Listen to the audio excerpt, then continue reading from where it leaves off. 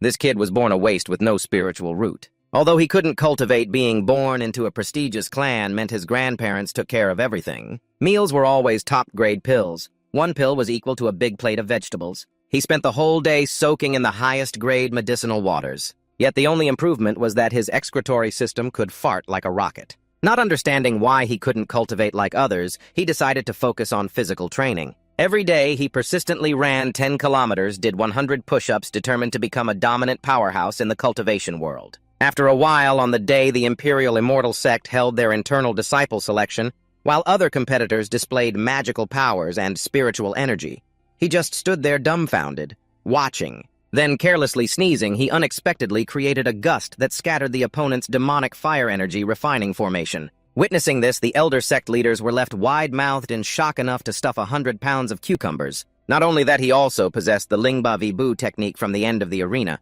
suddenly appearing before the final opponent and delivering a freakish coffee kick that sent him flying to heaven to reunite with his ancestors instantly. After a moment of surprise, the female MC looked it up and realized he was none other than Zhang 13, once a waste who has now returned, winning all opponents without using any spiritual energy to claim the top spot for the past year. The competition ended, and he and the new disciples went up the mountain to begin their cultivation journey, but were suddenly stopped by royal guards demanding the capture of a wanted fugitive. Zhang 13 thought to himself that even in this remote mountain valley, peace was impossible, so he needed to hide for now. Acting on it, he tiptoed away quietly, but unfortunately a system suddenly appeared in front of him, ordering him to stop and announcing his first mission pass a direct inspection by the Imperial Army. Zhang 13 was very upset and scolded the damn system for only showing up after activation, and its first mission was to push him into a self-destruct hole. To explain why he was wanted and how he accidentally got involved with this troublesome system, we must go back to his childhood. With weak talent, Zhang 13 couldn't interact with anyone. Even a light balloon thrown by neighborhood kids could knock him hundreds of meters away, breaking several ribs. To protect their precious son, his parents bought an entire deserted island and stationed a female master named Zhang Yan to guard him while they were away. If I don't rely on myself, the heavens and earth will destroy me. Zhang 13 didn't want to depend on anyone, so he threw himself into daily physical training, running 10 kilometers around the island 100 times, 100 squats, bending over, and finally 100 push-ups. That's a training combo even some bald guys stick to for years. Although Zhang 13 didn't lose a single hair, he possessed unbeatable strength and activated the legendary Golden Hand system called Immortal Body Cultivation. Unlike other systems that help owners awaken powerful spiritual roots by marrow cleansing and bone refining, this damn system only helped build muscle with the sole goal of making Zhang 13 a leading sports promoter to the public. It's lame. Not only weaker than other systems, it's also touchy.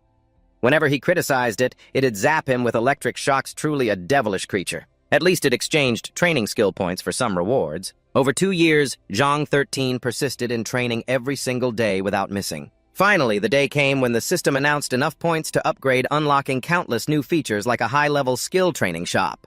Before Zhang 13 could test it, he suddenly discovered intruders landing with a crash, smashing the ground like superheroes, introducing themselves as Imperial soldiers sent to annihilate the entire Nam Gong clan for treason. At the same time, the female master Zhang Yan received the bad news and rushed to the young master's training area to escape together. Agile and swift, she arrived just as the leader was about to strike. Zhang Nian, like an angel descending, delivered a kick that shook heaven and earth fiercely, striking the Imperial soldier with a thunderous explosion. Dust flew thickly, obscuring the vision of the hidden dragon guards. Taking advantage of the smoke, Zhang Nian quickly grabbed 13 onto her shoulders and fled desperately to find a way out. The hidden dragon guard leader stood amidst the dust, watching the two figures disappear, and chuckled darkly. Intelligence says the Zhang heir's spiritual root is crippled, just a reclusive waste on a deserted island cared for only by a maid. It seems that maid is you. Trangdian stopped and turned around, her narrow phoenix eyes filled with icy light, staring at the soldiers. Her voice was cold as ice and snow. Young master, you should go quickly. I'll hold them off here. The leader of the Hidden Dragon Guard, hearing this, scowled fiercely and shouted, "We are the Hidden Dragon Guard serving the Imperial Court. How dare a little maid speak so arrogantly?" Finishing his words, he swung his hand, conjuring a deadly swirling vortex of magic that fiercely locked onto Trangnian's throat. Thaptam witnessed it all with extreme horror. The The ruthless leader controlling Trang Nin violently yanked, unleashing numerous sharp kai blades like mad knives tearing into Trang Nin's body. Trang Nin's body went limp. Fresh blood gushed out and she collapsed gravely wounded. Thap Tam widened his eyes and gasped loudly, "Trang Nin! Sis, are you all right?" Trang Nin weakenedly lay on the ground, her face pale as paper, painfully groaning. She barely raised her head to look at Thap Tam, her voice faint as a spider's web. "Young master, run quickly, leave me behind." A fury erupted like a volcano, his delicate face covered by icy bones, eyes steel-like and resolute. He stood silently beside Trang Nin for a moment. Then in the next moment he decisively changed direction and marched toward the hidden dragon guard. "Who dares bully my Trang Nin? I absolutely won't let it happen." Thap Tam suddenly unleashed a powerful aura. Energy circulated. His fist, clenched, tightly raised high, and struck directly at the hidden dragon guard. Trang Nin looked horrified, her face pale with extreme worry following Thap Tam's retreating back. She weakly called out, "Young master, what do you want to do?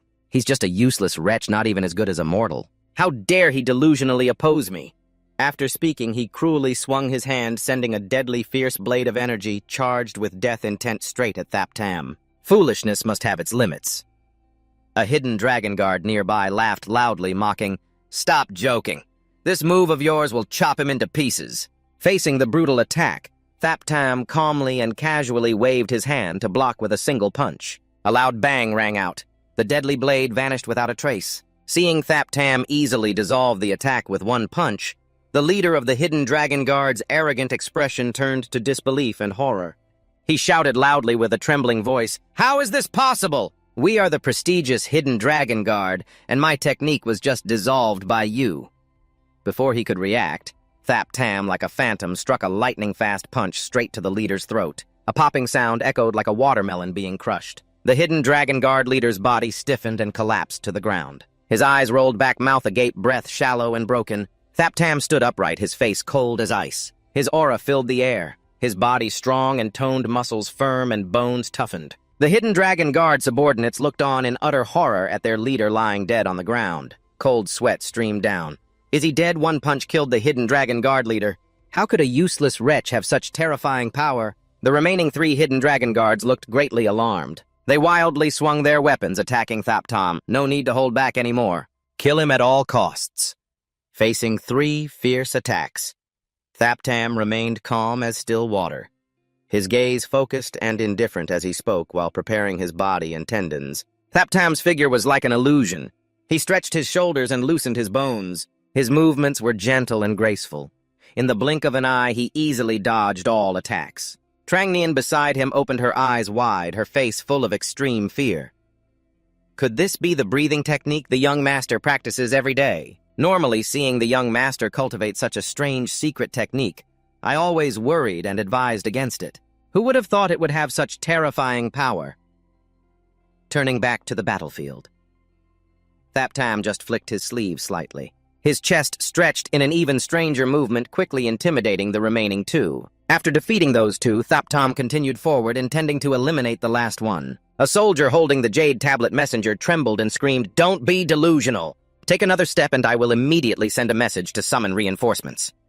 With lightning speed, Thap Tam's ghostly movement appeared before the Imperial soldier in an instant. Then a decisive kick struck straight to the opponent's groin. Next, a decisive reverse kick struck straight into the opponent's groin. This kick was as powerful as thunder, instantly seizing the man's vital essence. The jade pendant in his hand cracked and fell to the ground. Trang Nin on the side was somewhat shocked by this scene. As the jade pendant shattered on the ground, it suddenly created a mysterious barrier space. Inside was hidden a strange spiritual force.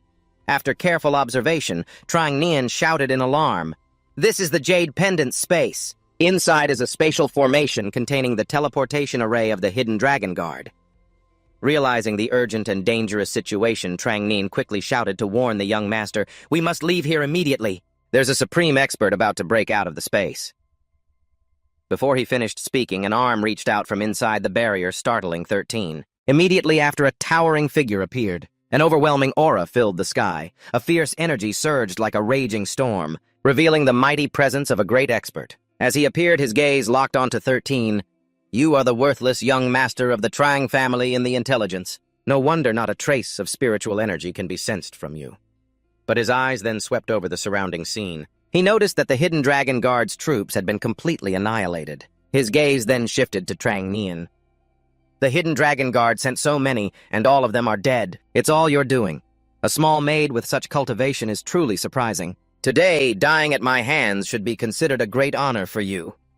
Trang Nian faced him, filled with rage, but her own strength was too weak and could only watch helplessly. Fang Tiuqian, with profound cultivation, immediately struck to kill, aiming to take Trang Nian's life in one move. The attack was furious, a lightning-fast strike rushing straight at Trang Nian. In this life-or-death moment, 13 suddenly surged forward, using his body to block the attack. Seeing 13's action, both Trang Nian and Tiuqian were shocked and surprised. 13 was then blasted backward by a terrifying force. He staggered, scraping the ground as dust flew everywhere. Witnessing 13 suddenly rush out to block the attack and then be blasted away.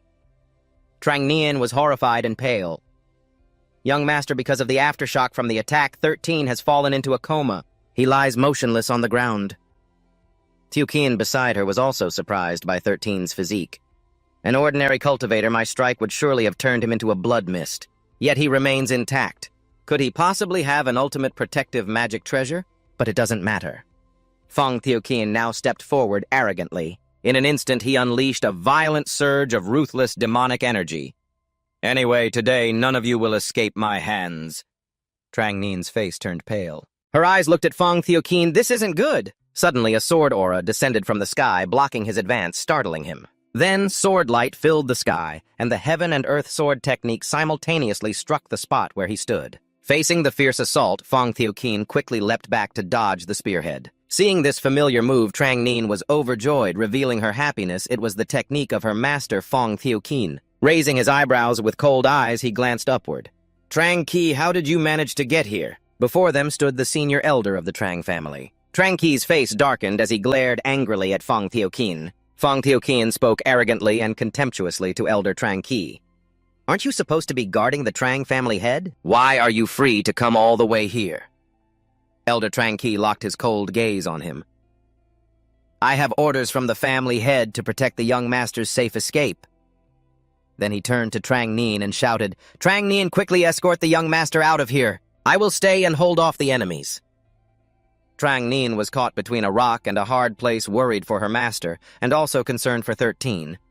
Reluctantly, she bit her lip and nodded at her master's command. Then Trang Nian quickly carried 13, and with all her strength fled out of the enemy's sight. Fang Tiuqian sneered and looked at Elder Trang Qi. You think you can stop me just by yourself? He suddenly launched a punch strike at Elder Trang Qi. Elder Trang Qi also swung his treasured sword to block the attack. Elder Trang Qi gritted his teeth in anger and shouted, Our Trang family commands this region, holding countless cultivation resources in this cultivation world. The strong are naturally respected. Tell me, what do we rely on to protect this legacy? The old villain truly spares no means. A cold shout echoed, followed by a fierce sword formation erupting like a wild storm, roaring sword energy surging directly towards the vital point of the shieldless spot. The clash of sword chi thundered like an earthquake, dust billowed wildly, obscuring the sky. Trang Nian held Thup Tam tightly, her body darting like lightning over the towering ancient tree branches, her heart burning with worry for her master's safety. He must be safe and sound, she silently prayed. Trang Jahung thought perhaps it all depends on him. Thap Tam remained deep in a heavy sleep, his spirit faintly bleeding through the hazy memories of past lives. Suddenly, the sounds of mournful cries and terrifying destruction flooded back in his ears. He felt like a lost child amid a sea of fire-tall buildings collapsing into ruins in the panic. Thap Tam stumbled, pain spreading through his limbs, his legs limp and unable to move, possibly broken. Heart-wrenching calls rang out. His parents appeared through the thick smoke, waving at him. Thap Tam joyfully recognized the familiar figures, quickly reaching out, but at that moment a huge shadow crashed down from above. A shattered concrete slab fell from the high-rise building. Thap Tam was terrified as the deadly object barreled straight toward him. Just as the earth-shaking scream ended, Thap Tam's parents dashed forward like arrows, using their frail bodies to shield him. His mother's gentle voice rang out. Don't be afraid, Mom and Dad are here. Tears streamed down Thap Tam's face as he choked out, Don't worry about me anymore. I'll only bring trouble to you. Please don't. Thap Tam suddenly woke from the dream, cold sweat soaking his shirt. Trang Nian was staring at the clan's secret letter, startled to see Thap Tam fully awake. She hurried over. Young master, you're finally awake. Thap Tam panted, his bewildered eyes scanning around, feeling his body intact. he asked in surprise. "I was saved." Trang Nien's expression darkened. "Fortunately, the great elder arrived just in time to save our lives." Hearing this, Thap Tam grew more anxious and frantically asked, "How is Trang Ra, my mother and father? How are they?" Trang Nien bowed, her head voice choked with emotion. "Except for clan members lost outside, the rest have all met with disaster. The clan leader lost the great elder's protection and was also arrested by the court." Thap Tam's eyes darkened, overwhelming sorrow cutting through his heart like a blade. He turned away, trying to hold back his emotions, voice trembling. "Is it because the great uncle rushed to save me and his clone near my parents weakened and was destroyed?" Trang Nien looked at Thap Tam, stunned, and lost her heart, tangled with 100 worries, unsure how to comfort him. Thap Tam suddenly exploded with anger, slamming his fist hard against the wall. "Detestable! Detestable! Detestable!" A loud explosion rang out, and the solid stone wall immediately collapsed into rubble. Thap Tam blamed himself. "In past lives or this one, I have always brought trouble to my parents because I was too weak and incompetent, always needing their protection. Could I really be that useless? Am I forever just a failure in everyone's eyes?" Trang Nien softly advised the young master. "Don't be pessimistic. Perhaps the future of the Trang family still depends on you." Thap Tam was startled and looked up in surprise, asking what sister just said. Trang Nien seriously explained, "Participate in the Huyen Tien Dao competition to win the title of Dao Child. As long as you win, there might be a chance to save the Trang family." The Huyen Tien competition is a major event in the cultivation world held once every 10 years. Its purpose is to find the most outstanding new Huyen Tien Dao Child talent. Dao children throughout generations can enjoy supreme cultivation resources and privileges. They might even petition the court to grant a pardon to the world. It's not impossible. At this, Trang Nien excitedly clenched Thap Tam's hand. "Young master, you have to try. This might be our greatest opportunity. Although you lack spiritual roots and can't cultivate your body, seems to harbor a mysterious, unfathomable power. If you can unlock this power, it will definitely help the Trang family rise again." Upon hearing this, Thap Tam was shaken to the core, his spirit soaring, fists clenched tightly. "Then we should immediately retreat to seclusion, close the doors, and train hard to strengthen the body and increase our power." Trang Nien showed hesitation again. "But the Huyen Tien Grand Assembly only allows official disciples to participate. Shadow cultivators have no qualifications." Thap Tam was stunned, scratching his head in confusion. "So doesn't that mean I have to join a sect? But my talent is easily exposed by others." Trang Nien patted Thap Tam's shoulder to comfort him. "Young master, don't worry.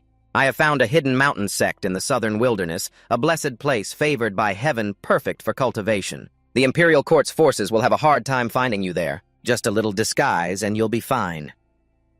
Thap Tam's face wrinkled like a steamed bun in discomfort as he looked at Trang Nien's big, sharp teeth. "But young master, your cultivation path from now on can only be pioneered by yourself. This old servant must obey the master's order and hurriedly set out to rally the remaining clansmen to plan the revival of the Trang family. Young master, you must be very careful." Thap Tam's spirit soared, shouting thunderously, "I will train hard diligently, strengthen my muscles and bones, and enhance my cultivation." With that, Thap Tam stepped into the outer gate of the Yu Lam Immortal Sect.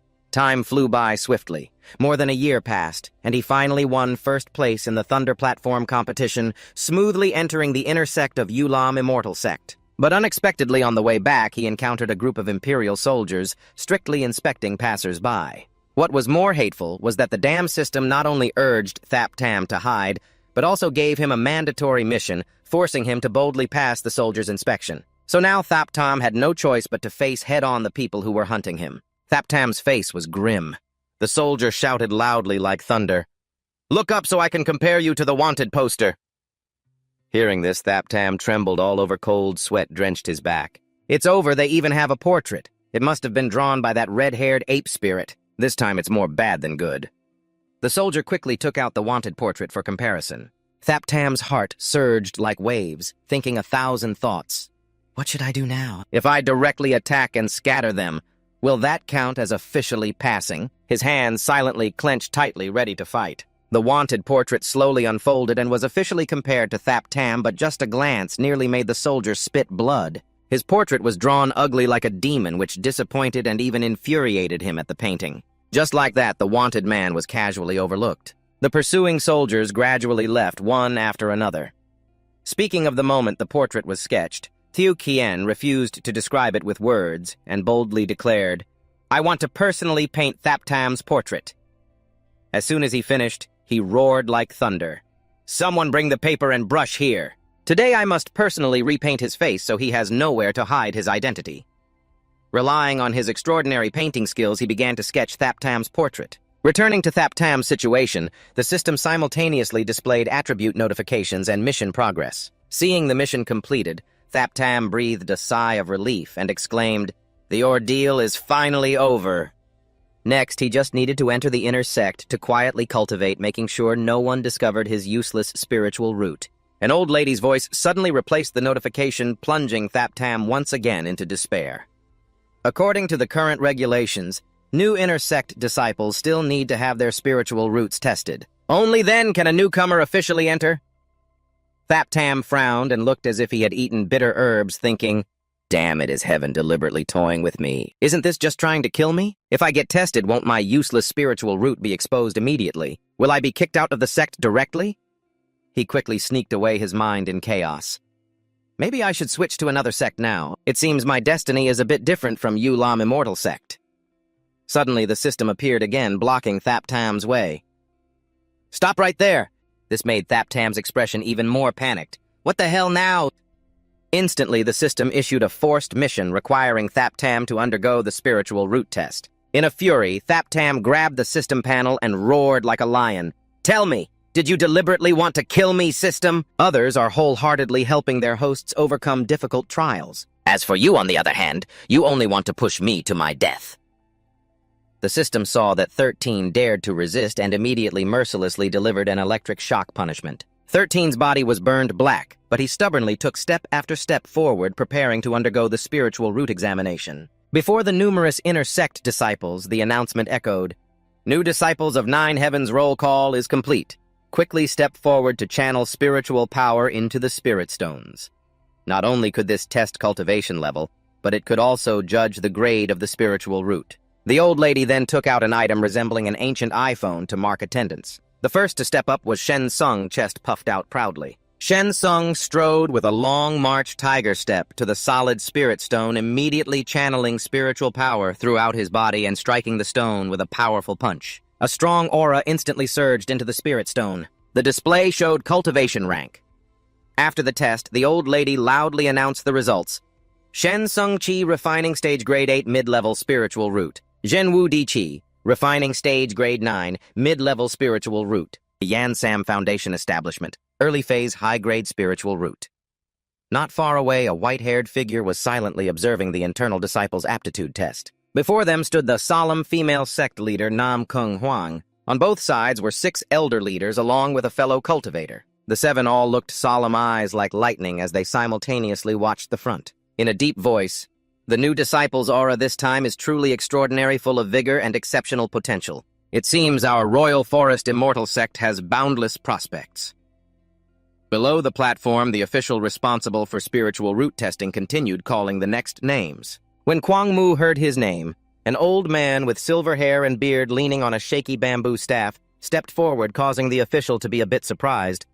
"Come here at once. I, an old man, have been training hard for 65 years in the outer sect. Today I finally have a chance to enter the inner sect."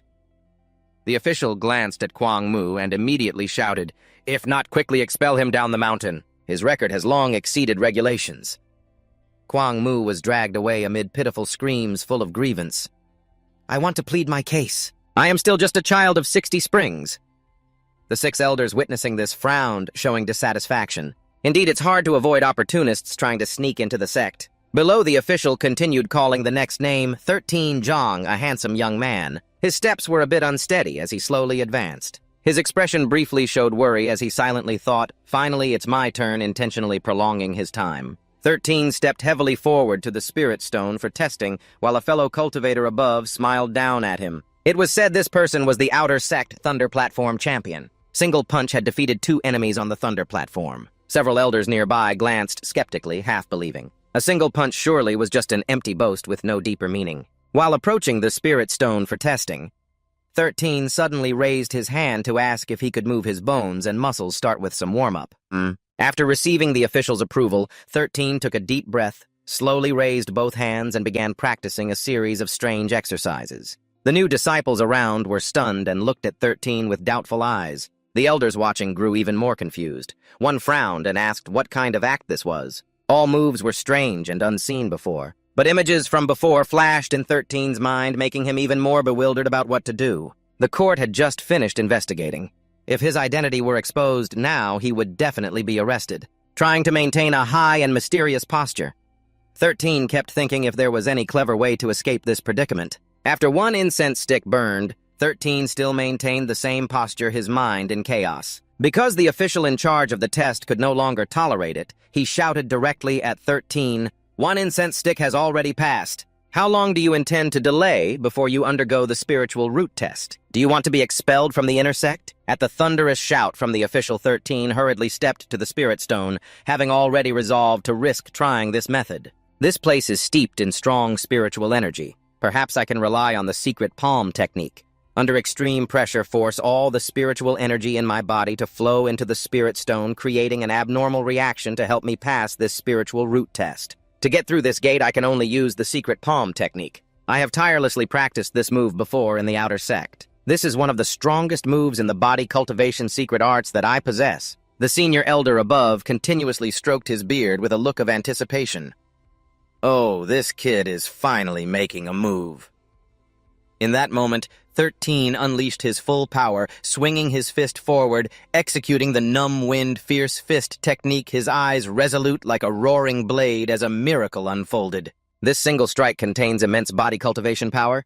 13 unintentionally shattered the spiritual stone test into countless fragments. This is a basic introductory move during the familiarization and initial mastery phase, and also one of the most effective techniques. Before this, 13 had to relentlessly practice the sand-beating bag daily to train this skill. After countless training sessions, his cultivation advanced significantly. Unexpectedly today, he used this single strike and accidentally shattered the spiritual stone test of the Imperial Forest Immortal Sect. Seeing the sect's spiritual stone test shattered into dust by 13, the steward was horrified and pale. The sky suddenly roared with thunderous dragon cries that shook heaven and earth. Countless fierce thunderbolts appeared in an instant between heaven and earth, striking straight down on the Imperial Forest Immortal Sect, terrifying everyone. Nam Kung Huang and two elders were also shocked to the extreme when they witnessed this strange phenomenon firsthand. The elder friend's face involuntarily showed distress. Our spiritual stone test shattered. The ugly elder was no less surprised, eyes wide and mouth agape in shock. Scene shifts to the Imperial Forest Hall, where the ugly elder's angry shouts echoed non-stop. "Damn it, won't you let me go? Today I will tear this brat to pieces to vent my anger." Seeing the ugly elder so agitated, the elder friend hurriedly stepped forward to calm him. "Calm down a bit, mind the senior elder's dignity." The ugly elder roared with fury. "The spiritual stone test was personally set up by our founder, Kai Sun. When Kai Sun established the sect, it stood firm and unshakable in the Imperial Forest Immortal Sect for 10,000 years. His trembling finger pointed straight at 13. "Today it was shattered by this damn brat. Even if you die to apologize, it won't atone for your crimes. I will definitely send you into the pill-refining furnace to be tortured for 100 years to satisfy my rage." 13 heard the ugly elder's thunderous curses and looked a bit embarrassed, then immediately put on an innocent face, staring blankly at the ugly elder. "I was only doing what you asked, just throwing one full power punch." It's also possible that the spiritual stone test has expired.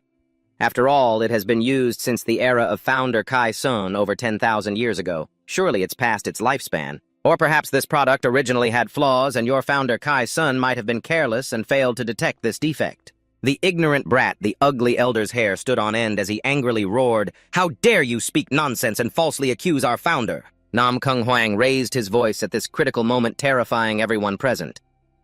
"Everyone be silent. The indestructible spiritual treasure stone has been smashed today by 13's single punch, showing his extraordinary innate talent and remarkable genius. If we from the Imperial Forest Immortal Sect put all our effort into cultivating his value, it would surely surpass that spiritual stone by thousands of times." The elder friend immediately echoed Nam Kung Huang exactly, thinking of the current desperate need for extraordinary talents in the Imperial Forest Immortal Sect. The ugly elder was speechless at Nam Kung Huang's reasoning and could only turn away in frustration. Nam Kung Huang's eyes locked onto 13 like lightning, shouting, "Anyway, the spiritual stone test is a sacred artifact personally established by founder Kai Sun, so the sect must discipline you. You are now punished to seclude yourself and repent at Heavenly Wind Peak for 1 month." Scene shifts to Heavenly Wind Peak, a towering mountain next to the Imperial Forest Immortal sect. 13's face was full of sorrow and bitterness as he was confined in this remote mountain valley. His eyes scanned around, murmuring, "This place has pure springs and lush trees with dense spiritual energy." After a careful observation, 13 stretched happily. Indeed, this secluded, blessed land requires no worry about exposing his special identity. He immediately quietly opened the cultivation system panel in his mind, feeling assured to train here. Yet before him appeared the dazzling system upgrade. Conditions, refinement points, physique points, cultivation, technique, proficiency. 5th grade, Demon Core. 6. Families of Demon Beast Flesh and Blood. The last Demon Beast being a mid-grade primordial essence. Looking at these harsh conditions, 13 stroked his chin thoughtfully. Only by upgrading the system could he break through to the next cultivation realm. His current stats were still far behind. Without hesitation, he clicked on the new cultivation technique categories, taking it step by step. First, he used refinement points to unlock the missing moves. After unlocking the physique training moves, 13 began exercising his strength with primitive basic chi refining tools. Refinement points were limited and there was no way to exchange for specialized equipment, so he had to temporarily use materials from the wild for training. While he was immersed in intense training, a giant green serpent with razor-sharp fangs and deadly venom suddenly lunged fiercely from the nearby weeds to attack 13. Sensing the imminent danger, 13 gave a sharp shout, and a single palm strike directly suppressed the green serpent known as Thunderstorm Strike 1. After knocking out the demon serpent, 13 pondered and observed. Indeed, the materials for body training had come to Hao Hao's door. Then the calls of battle spirit echoed across Heavenly Wind Peak. 13 used the flexible bodies of the 6 serpents to train his tendons and bones with incredible elasticity and unmatched flexibility. 13 was using the demon serpents to strengthen his dual hand power. The demon serpents were pitifully restrained, their heads tied tightly to large stones' bodies, stretched by 13's force during grueling training. 13 kept reminding himself that in just a few years, the Great Bihuyan Celestial Gathering would take place, so he must seize the time to train at Heavenly Wind Peak. Under the vast, endless sky, a world-shaking battle was raging in the cultivation realm. This sharp claw is a divine weapon of the cultivation realm, 3 points sharp, 3.7 inches long, weighing 3 jin, 23 qian, capable of cutting metal and jade slicing hair as if cutting mud. This sharp claw is 3.3 inches long, weighing 6 jin, 4 qian. Today's fierce battle is a risky bet, 5 to 4 odds before the chance to strike. Just entering the first round, the sharp beak crowed full of spirit, but before the crow finished, a hand like iron gripped its neck, choking it silent. 13 grabbed 2 warcocks with both hands, his voice full of anticipation. Today's lunch has arrived. In the blink of an eye, the fierce warcocks were plucked by 13, roasted, and turned into humble sustenance for his cultivation. Besides body training, high-quality protein is also indispensable in the process of strengthening the flesh. Suddenly, the clouds above began condensing into a giant vortex, forming a terrifying storm in the blink of an eye. Seeing the ominous celestial phenomenon, dark clouds rolled in and thunder rumbled. 13 frowned and observed why suddenly the dark clouds gather with such loud thunder. A storm is coming. Why is this terrifying aura continuously releasing thunder? The destructive force bombarded Heavenly Wind Peak with a sound shaking heaven and earth, growing more intense and unusual. The disciples of the Imperial Forest Immortal sect in the distance also felt extreme terror. What's happening? Is the Earth Dragon enraged? The old villain and Nam Kung Huang nearby, with matching anxious expressions, also sensed the overwhelming surge of the great heavenly and earthly energy. The old villain frowned and glanced towards Heavenly Wind Peak, softly saying, "This is the mighty energy of the great thunder tribulation. It only appears when someone defies heaven to ascend realms and triggers this aura. It's coming from Heavenly Wind Peak. Could a great power be cultivating a tribulation there?" Hearing this, the old friend smirked deeply and glanced at the old villain, replying, "If I remember correctly, the Grand Elder is still meditating in seclusion. Could it be that the old man chose Heavenly Wind Peak as the place for his breakthrough training?" Nam Kung Huang's expression grew serious, a wave of unease rising in his heart. This is bad. The Heavenly Tao Thunder Tribulation's earth-shaking power coming from the Grand Elder's seclusion might flatten this entire mountain.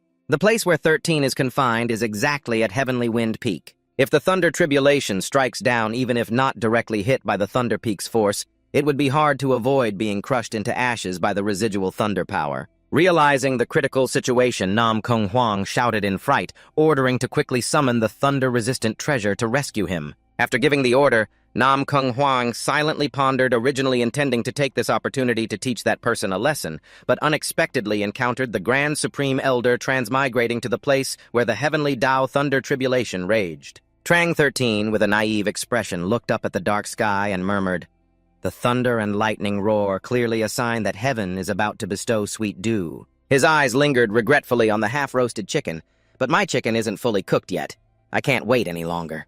I wonder if it will rain and whether my storm fist can disperse those confusing thunderclaps. Finishing his words, he immediately sprang up, feet firmly planted, with a solemn aura, clenching his fist tightly and aiming straight at the heavenly Tao Thunder Tribulation. Then he channeled his energy to attack, roaring along with the storm fist. At the critical moment, the system suddenly appeared, startling 13 greatly. Then a series of reminder notifications echoed in his mind. Breaking through Thunder Tribulation can cleanse marrow and penalize boost potential development, train the golden body, and strengthen the physique. Reading through the system notice, 13 showed an indescribable excitement, strengthening the fleshly body. How could there be such a good thing? 13 suddenly frowned and pondered, but how can I devour the great path of the Thunder Tribulation? The system quickly grasped his thoughts and gave detailed step-by-step guidance to 13. After understanding the instructions, he looked up at the heavenly Tao Thunder Tribulation confidently and said, "The heavenly Tao Thunder Tribulation towering like this can only be dealt with by that ultimate move." 13 then paused to gain momentum, eyes fixed on the Thunder Tribulation using aerial body techniques. After gathering enough strength, 13 swung his fist fiercely, flying forward to approach the Thunder Tribulation, his face showing unprecedented determination. From afar, one could only see his figure as fast as flowing light. In the blink of an eye, he had entered the center of the Thunder Tribulation. Upon arrival, 13 shouted fiercely with overwhelming momentum, "Come at me!" In an instant, countless Thunder Tribulations simultaneously struck 13's body. Each wave of Thunder Tribulation contained supreme heavenly authority, the aura of thunder and electricity violently surrounding 13's small body in the blink of an eye. After devouring the first wave of Thunder Tribulation, 13's spirit surged. He shouted loudly, "A little more power!" Still far from the system's punishment level. Under the dense heavenly tribulation and the system's fury, a bolt of top-tier Thunder Tribulation energy quickly descended, directly aiming at 13. Facing the powerful Thunder Tribulation bolt, 13's eyes widened in alarm. Within just a few breaths, the Thunder Tribulation made 13's whole body numb and the arrogant momentum vanished like smoke. Among the countless Thunder Tribulation bolts of the heavenly Tao, strangely none struck the summit of Heavenly Wind. This made Nam Kung Huang, old bad and old friend, extremely perplexed. Nam Kung Huang's face showed surprise. See, why don't the Thunder Tribulation bolts strike the summit of Heavenly Wind directly, but explode mid-air like this? Sensing something unusual, the three hurriedly exerted all their strength to fly toward the summit of Heavenly Wind. At that moment, a hand was forming a seal and then relaxed. The Grand Supreme Elder, breaking through, sat on a rock at the summit of Heavenly Wind and exhaled softly. "My realm has finally broken through. But why does the heavenly Tao Thunder Tribulation dare not strike my body?" The old man looked a bit curious, his mind filled with many puzzling questions. The Grand Supreme Elder leisurely walked atop Heavenly Wind Mountain when suddenly his keen sense of smell caught a faint, strange fragrance drifting toward him. Too curious about this mysterious scent, he quickly flew toward the source of the fragrance. Upon arrival, he encountered Trang 13 roasting chicken, his body-charred eyes wide and mouth agape as he looked at the Elder. The Grand Supreme Elder looked at him puzzled, thinking, "Why is this kid's whole body so blackened like this?" Judging by his clothing, it's clear he is a disciple of the Imperial Forest Immortal Sect. Before sealing himself off, I secretly instructed Nam Kung Huang that if he met a disciple with uncommon talent, he could send him here for my guidance. Now he is the second person sent here. 13's face still carries a childish look, his delicate eyelids, slightly furrowed eyes full of suspicion, locked on the figure of the Grand Supreme Elder. He has been staring at me all along. Could it be that the Elder is craving this fragrant roasted chicken of mine? Just as he finished speaking, Elder Tai Thuong appeared beside Thop Tam like a ghost, laughing heartily. "Ha ha ha, you little punk! Why are you appearing in this remote mountain valley?" Thaptam was startled to see the elder approaching, hurriedly hiding the roasted chicken deep inside his chest as if fleeing. Elder Tai Thuong's eyes shone brightly, silently, calculating with an indescribable excitement on his face. I just broke through the normal realm and am looking for someone to guide me. This kid's appearance is a heaven-sent opportunity. Thaptam slumped down dejectedly, speaking in a discouraged tone. Respectfully, Elder, the disciple was punished with house arrest here. The Supreme Elder stroked his silver beard and looked at 13 with a scrutinizing gaze. What mistake have you made again? Could it be that you fought or brawled with your fellow disciples? Me? 13 glanced indifferently into the distance. Not that what the disciple did is a bit more serious. The Supreme Elder began to feel uneasy and stared at 13 with eyes sharp as daggers.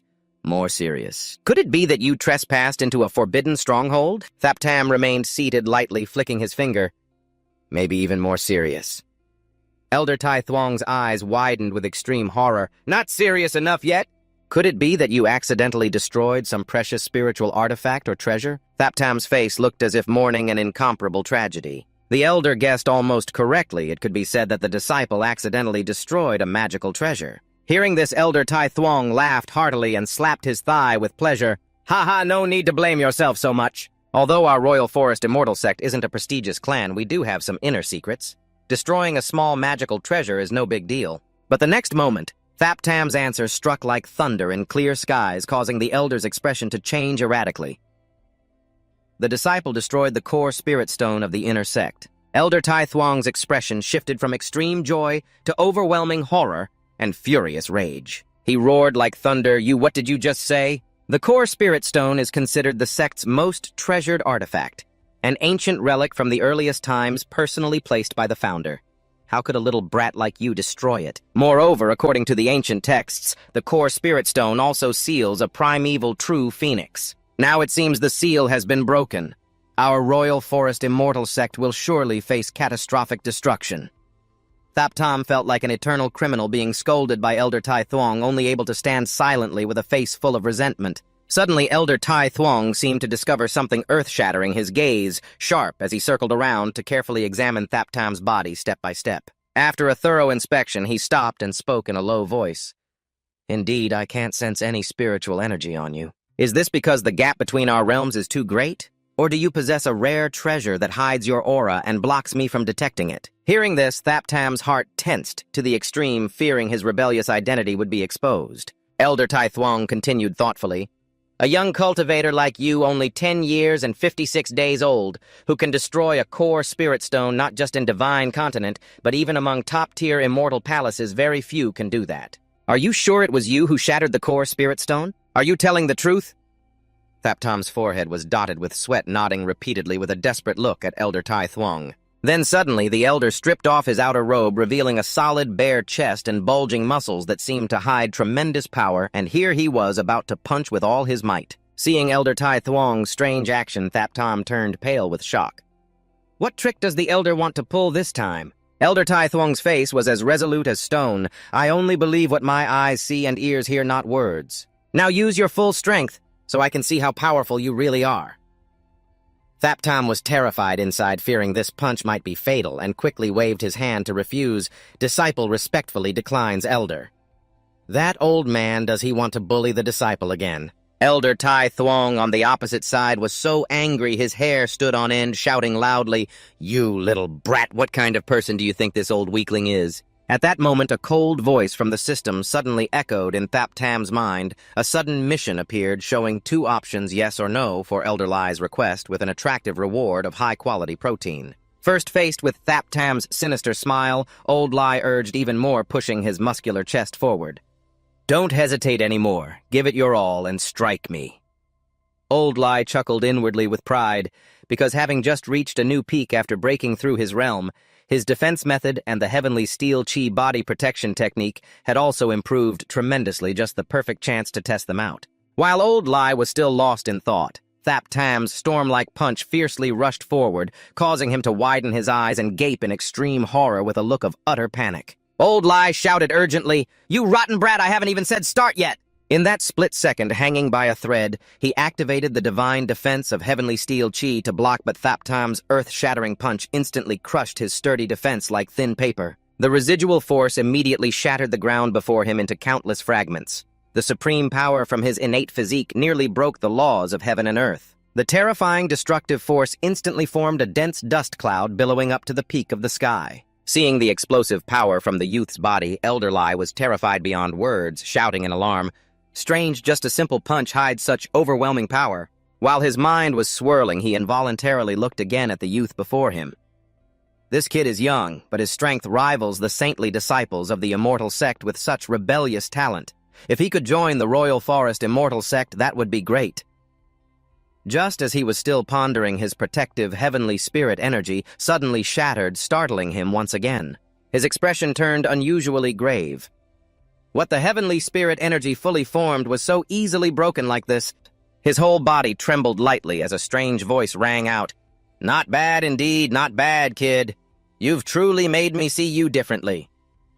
In an instant, a powerful, domineering aura burst from Elder Li, his eyes glaring like lightning as he stared at 13. "Come on, kid, spar with me properly so I can see your true strength." Seeing the opponent ready to go all out, 13 thought silently, recalling the reward from the system, and instinctively threw a punch. Yet he only managed to injure the old man's defenses. I wonder how strong his true power really is. Facing Elder Li, the image of the shieldless youth from years ago resurfaced in his mind. These 13 powerful auras indeed resembled the brutal chimpanzee he once fought. Before Thap Tam could react, Elder Lai raised his magic staff, transforming it into a beam of light and fiercely striking, "Kid, take my move like the twin palm of the Lai god." Thap Tam fell into a passive stance. Momentarily shocked and pale, the oppressive feeling was overwhelmingly strong. Just as the battle hung by a thread, Nam Kung Huang suddenly appeared, his voice like thunder stopping the imminent fight. "Supreme Elder, please stop." Seeing Nam Kung Huang arrive, Elder Li was startled and alarmed, quickly retracting his spiritual power, showing an embarrassed expression. Nam Kung Huang hurriedly clasped his hands in salute to Elder Lai upon arrival. "Supreme Elder, great auspiciousness upon your return." But what kind of act is he putting on here? Judging from this posture, could he be wanting to spar with his disciples? Hearing Nam Kung Huang's question, Elder Lai looked a bit embarrassed, immediately changing color, and pretended to clear his throat a few times. "How could that be, given my noble status? How could I casually fight with fellow disciples? I was only pointing out a few moves to him. You all know I always respect etiquette and act with restraint." Nam Kung Huang inwardly despised him, but outwardly responded solemnly. "It's precisely because you always act with such restraint that whenever you move, you try to test the strength of disciples, forcing them to spar with you, causing numerous injuries and casualties. So during your seclusion, I had to be extremely cautious bringing disciples here." At the same time, Elder Lai turned to Thap Tam, stroking his beard and smiling. "I see this kid has extraordinary talent. Perhaps it's time to end his quarantine early so he can officially enter the inner sect to cultivate." Finally, thanks to the Supreme Elder speaking a few words in his favor, Trang Thap Tam successfully ended his quarantine early and officially stepped into the inner sect of the Imperial Forest Immortal Sect. Scene shifts to a scrap warehouse of the Imperial Forest Immortal Sect. As soon as he arrived, Thap Tam's expression immediately darkened, revealing dissatisfaction. Looking at the dilapidated room before him filled with disappointment and frustration, Thap Tam couldn't help but ask, "Is this the inner sect you were talking about?" The steward looked up to the sky and forced a smile, replying, "This isn't the true inner sect, but a temporary settlement area for new students before officially entering the inner sect. Originally, this time, the number of disciples entering the inner sect exceeded the quota, and moreover, you only delayed nearly a month before officially joining the sect. Other areas are already full, so we can only arrange for you to temporarily stay in this waste storage." After a brief explanation, the elder steward rode the clouds and winds away, not forgetting to remind, "Clean up your living area yourself, and remember to come to the Spirit Mechanism Hall tomorrow to receive your Jade Identity Token." 13 frowned as he observed the surroundings, a remote location with serene scenery, a clear blue lake, and mountains towering like a fortress. After careful evaluation, he couldn't help but feel delighted. Isn't this place a perfect retreat? This tranquil atmosphere reminds me of the carefree days on Solitary Island. In that moment, 13 removed his Taoist robe and blended into nature. This feeling truly refreshes the mind and spirit. The unity of heaven and man is indeed a marvelous place for quiet cultivation and hard training of the body. He glided like a streak of light, like a bird soaring with wings spread in the sky, or like a dragon-shaped blade twisting through the air. After a perfect somersault, 13 plunged straight into the lake, his body completely dissolving into the clear water, each kick powerful swimming speed like a meteor cutting through wind and waves. 13 freely swam in a cross shape, winding like a carp transforming into a dragon, lost in the water. Suddenly, a faint figure of a woman appeared, and 13's eyes twitched in surprise as he looked ahead. It seemed there was someone ahead. In a moment of danger, 13 hurriedly circulated his primal energy, unleashed the 9 Dragons' immortal body technique, and used all his strength to forcibly halt his body. Not good about to have a mermaid enlightenment. Under the shocking force, the lake surface immediately formed a huge whirlpool. Then followed a fateful encounter between Do Long and Ngok Diep on the lake surface, unintentionally creating a profound, dotted bun painting. Their eyes met in the vast heaven and earth, a world full of sentiment. A tragic destiny between the 3-legged youth and the 100-spotted beauty. The youth's eyes were dreamy and vague with an innocent purity, like a full moon just revealed already falling for a Kong on a brilliant starry night. Going back half an hour earlier, when 13 threw an unintentional punch that froze the mountain winds, countless rock fragments scattered everywhere, and the laws of all things gradually dissolved. From this, a small stone among countless fragments lost its way and collided with a spiritual fruit that birthed the 5-element law. The spiritual fruit, after becoming a principle, broke the cosmic order. The spiritual fruit then reincarnated and collided again, hitting a giant rock. The giant rock then continuously struck other stones, forming an infinite loop. Finally, a hail of stones fell from the sky, their origin unknown, all landing below at once. Nearby, a graceful woman strolled along the path leading to the Imperial Forest Immortal Gate. I am Lan Tan Hien, the newly appointed Dao Master of the Imperial Forest Immortal Gate. Today is my first day on the job. I originally planned to ride the wind and fly, but to get familiar with the new teaching environment, I purposely took a walk. Although this place is desolate and barren, it compensates with unparalleled tranquility. The air is also fresh and pure. The atmosphere even contains a subtle aura of impurity, making one feel as if blending into nature. Before she finished speaking, countless giant stones suddenly fell from the sky right in front of her. Seeing the scene before her, Than Huyen was horrified, her face pale and panicked. What kind of demonic place is this? How could such a mountain freeze and earth-shatter disaster appear in this quiet, deep forest? Suddenly, an endless jade lake appeared before her eyes. Excited, Than Huyen quickened her pace forward. Finally, she found a place to cleanse her dust and purify her body. Then came the encounter with 13. Than Huyen also removed her clothes and jumped into the cool water to wash off the mud on her body. Suddenly, she encountered a shadow that surprised her greatly, sensing something unusual. Than Huyen hurriedly turned to look around. What is going on? Could it be a giant water monster appearing? Immediately, the water surface stirred violently, forming endless whirlpools. Then 13 appeared with a naive face, staring intently at her. The situation happened too quickly for Than Huyen to react, her eyes wide in amazement. She carefully admired 13's strong body and thought, the body lines are perfect, but something feels off. It seems my body is completely naked in front of this man, right? After realizing she was in an embarrassing situation, Than Huyen screamed out in panic with a terrifying shout. She quickly put on an outer robe to cover herself, then moved to summon her treasured sword, glaring at Thap Tam as she shouted, "Shameless thief, how dare you!" Caught off guard. Thap Tam hurriedly raised his hand to explain, "It's a misunderstanding, just an accident." Than Huyen, on the opposite side, ignored the explanation and wildly swung her sword toward him. The powerful sword aura instantly carved a deep cut on the pond's surface, showcasing immense force. Thap Tam's eyes widened in fear, thinking, this sword aura is too strong. If I get hit, I'll be done for. Seeing Thap Tam's reaction, Than Huyen lunged forward once again. Die. I saw a furious beauty holding a sword charging at me, wanting to kill me. Thap Tam was stunned as he looked at the scenery on her chest. Her cheeks were flushed pink. Immediately, he nimbly dodged to one side to avoid her powerful attack. A bit annoyed after successfully avoiding the strike, Thap Tam opened his mouth and shouted angrily, "I told you it's just an accident." Moreover, this look of hers is even more enchanting than before. Than Huyen grew even more furious at Thap Tam's words. "You dare say that?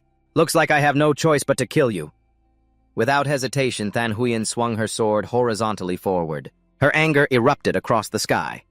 Thap Tam, on the opposite side, hurriedly retreated, continuing to dodge the sword's path. Immediately after, the sword stroke accidentally sliced through the fringe of his hair, making him panic. Whoa, that was too close to death. Feeling he couldn't explain, Thap Tam quickly swam away at an incredible speed. If I can't explain, better to run first and think later. As he swam away, he left a huge splash everywhere, surprising Than Huyen. The water surface then calmed back to its original quiet state. Thang Huyen, with a cold expression, stared ahead. He actually managed to escape already. Incredible agility. Before bathing, she clearly released her divine sense to detect others' aura, but still carelessly let him get close. Don't let me catch you again, or else with this furious look.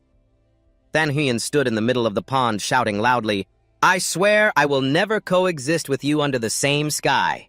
Meanwhile, Thap Tam hid behind a huge rock with a sorrowful expression. After successfully escaping from her sight, Thap Tam let out a sigh of relief. That was too dangerous just now. After a short while, he went deeper inside the inner sect, following the guidance of an old friend to receive his identity, Jade Token under disguise. Thap Tam was a bit puzzled. Is this the inner sect of the Imperial Forest Immortal Sect? Indeed, the aura here is much more extraordinary than the outer sect, but the style here is a little strange. Why does it feel like an illusion formation? Suddenly a voice rang out, startling him. This is the corridor of the inner sect. Some disciples conduct transactions here. Hearing the explanation from the fellow Taoist beside him, Trang Tup Tom was still confused and turned to evaluate the woman next to him. Immediately he bowed in greeting. That Taoist must be a disciple responsible for the entrance examination. I heard that Trang Thap Tam's one strike can shatter a spirit stone. Thap Tam was surprised and hurried to explain, Is there a misunderstanding? I'm covered head to toe like this. How could you recognize me? The woman immediately rushed forward and hugged him tightly, clearly extremely happy. Great benefactor, I've finally found you. Even if you turned into dust, I would still recognize you. In Thap Tam's mind, he was puzzled. Why does she call me benefactor? The woman then told her story along with 13 little girls named Wan Wan. Thanks to Benefactor's one strike shattering the Spirit Stone, I was lucky enough to pass the exam and slip into the inner sect. If I hadn't passed that entrance test, I probably would have been expelled from the sect long ago. Thap Tam took the opportunity to ask about the location of the Spirit Mechanism Hall. You've been in the sect for almost a month. You probably know the way to the Spirit Mechanism Hall, right? I've been searching for half a day with no sign of it. When Wan Wan happily led Thap Tam to the Spirit Mechanism Hall, as soon as he stepped there, he heard countless whispers and chatter from the crowd of disciples. Everyone is looking at me. Facing those whispers, Thap Tam felt a bit troubled. Could it be that everyone already knows about that? I never wanted to draw attention. I only want to focus on my cultivation. Wan Wan hurriedly took out an item resembling an iPhone from the sect. The incident with the first strike shattering the Sure Spirit Stone was unprecedented. Back then, the matter shook the entire sect for half a month. Seeing the novel item in Oan Oan's hand, Thap Tam was stunned, mouth agape. Does the cultivation world really have such advanced treasures? The guy then also went to the counter to claim the Jade identity token belonging to him. Oan Oan explained in detail. This Jade token not only proves identity, but can also be used to look up sect information and many other functions. Thap Tam clenched the Jade token tightly, thinking to himself, Finally, I have officially set foot inside the inner sect. I also now have the qualification to participate in the Xuantian conference. Wan Wan spoke, causing Thap Tam to show clear surprise. So the Xuantian conference is actually the real goal. But the Yulam Immortal Sect only has 2 spots for participation. Moreover, this is just the preliminary round. Only disciples ranked in the top 10 by credits qualify to register to compete for these 2 spots. This means even veteran disciples who have been in the Yulam Immortal Sect for decades will compete. These words caused Thap Tam's face to change drastically, showing disappointment and raising doubts about his own credits. Wan Wan immediately led the way to clear up Thap Tam's doubts. Upon arrival, Wan Wan pointed to the TNG platform. Just scan your Jade identity token on the TNG platform, and you can check your own credits. Following Wan Wan's instructions, Thap Tam quickly placed his Jade identity token on the TNG platform. Immediately, the inner sect credit ranking slowly appeared before Thap Tam's eyes. Standing before the inner sect credit ranking board, his expression gradually became bewildered. The ranking number climbed up to 113. He persistently looked down the second row but still couldn't find his name. Sweat beaded on his forehead as he clearly saw his credit points and rank. Thap Tam's eyes widened in extreme horror, despair clearly etched on his face. My credits aren't even ranked at the bottom. Wan Wan hurriedly raised her hand to reassure credits can be earned by completing courses and sect contribution missions. Besides, you were punished with house arrest for a month right after entering the sect. Temporarily falling behind others is normal. You don't need to be too pessimistic. With your abilities, I believe you will quickly catch up and surpass others. Still gloomy, Thap Tam said, dissatisfied. You mean to say that to earn credits I have to stand out in front of everyone's eyes? Inside his heart tangled with confusion and frustration. Wouldn't that easily expose my identity? I just want to cultivate in peace. Suddenly, a male figure stormed into Lingji Hall, shouting loudly, "Thap Tam brat! Get out here now!" The man was aggressive and fierce-looking. He yelled wildly in Lingji Hall, attracting everyone's attention. Thap Tam frowned, looking disdainfully straight at the opponent. "What kind of hybrid trash are you, Wan?" Wan looked horrified at the fierce man in front of her. This is bad. How did that damnable guy manage to track him all the way here? Hatred surged wildly in his heart, resentment burning high. Those beside Thap Tam were startled and scared hearing Wan's panicked shout. What? I have never staged a fight with him. How could I senselessly make an enemy of him? Wan's expression turned serious, quickly replying, "It's probably because during the entrance aptitude test this matter is crucial for future cultivation prospects. It's truly a test assessing genuine aptitude not only related to merit points, but also a basis to classify ranks. 2 months later, you crushed the Sure Spirit Stone with one strike directly invalidating the test results. This made him hold a grudge inside his resentment hard to dissipate. With a proud expression, he pointed straight at Thap Tam and shouted, "You deceitful brat! You used a despicable trick to sabotage the Sure Spirit Stone. Today I will expose your true face before everyone. Do you dare to fight a life-or-death duel with me?" In his anger, he thought to himself that merit points could be exchanged for countless cultivation resources, yet you caused me such a great loss. Let's see how I strip away your cultivation today. Wan hurriedly raised her voice to stop him, her tone full of worry. Absolutely not allowed. Do you still remember the merit ranking of the new inner sect disciples we just saw? Not only are the top 3 absolutely dominant among all heroes, he is one of those 3. And his cultivation has already reached the early foundation establishment stage. His name is Mongfi La, ranked 3rd on the new intersect disciples list. Then Mongfi La shouted, urging Thap Tam to accept the challenge. "Thap Tam, if you have any guts left, step up here and settle this with me." Wan quickly reminded.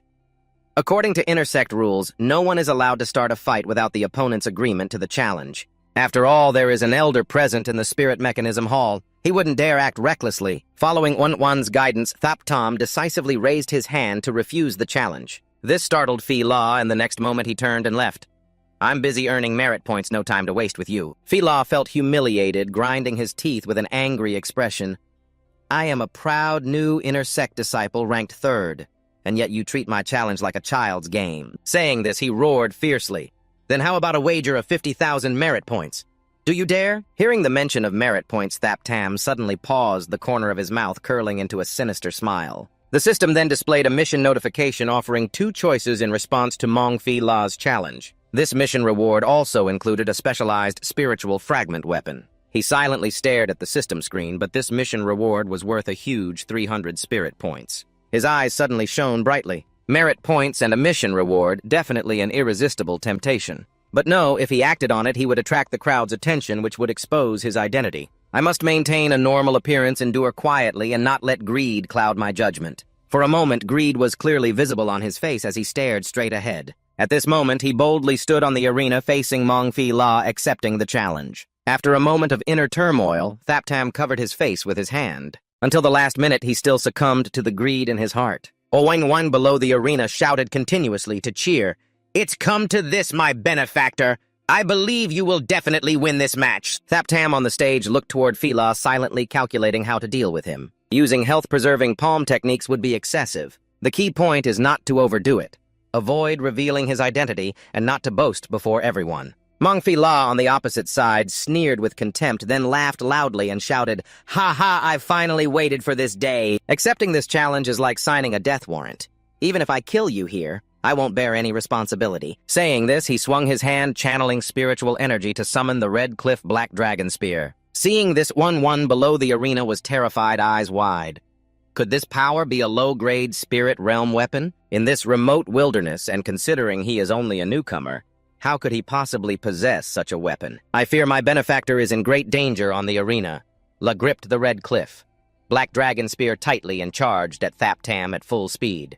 "Die! Let me face your earth-shattering strike head-on." Thap Tam used his exceptional eyesight, staring straight ahead, and swiftly grabbed the weapon. Then he repeated a strange weightlifting motion. Everyone present, all the inner sect disciples below, were shocked to the extreme, mouths agape. Using his strong spirit points, Thaptam broke the opponent's weapon in an instant. Faced with this situation, Fila and Wanwan were completely confused.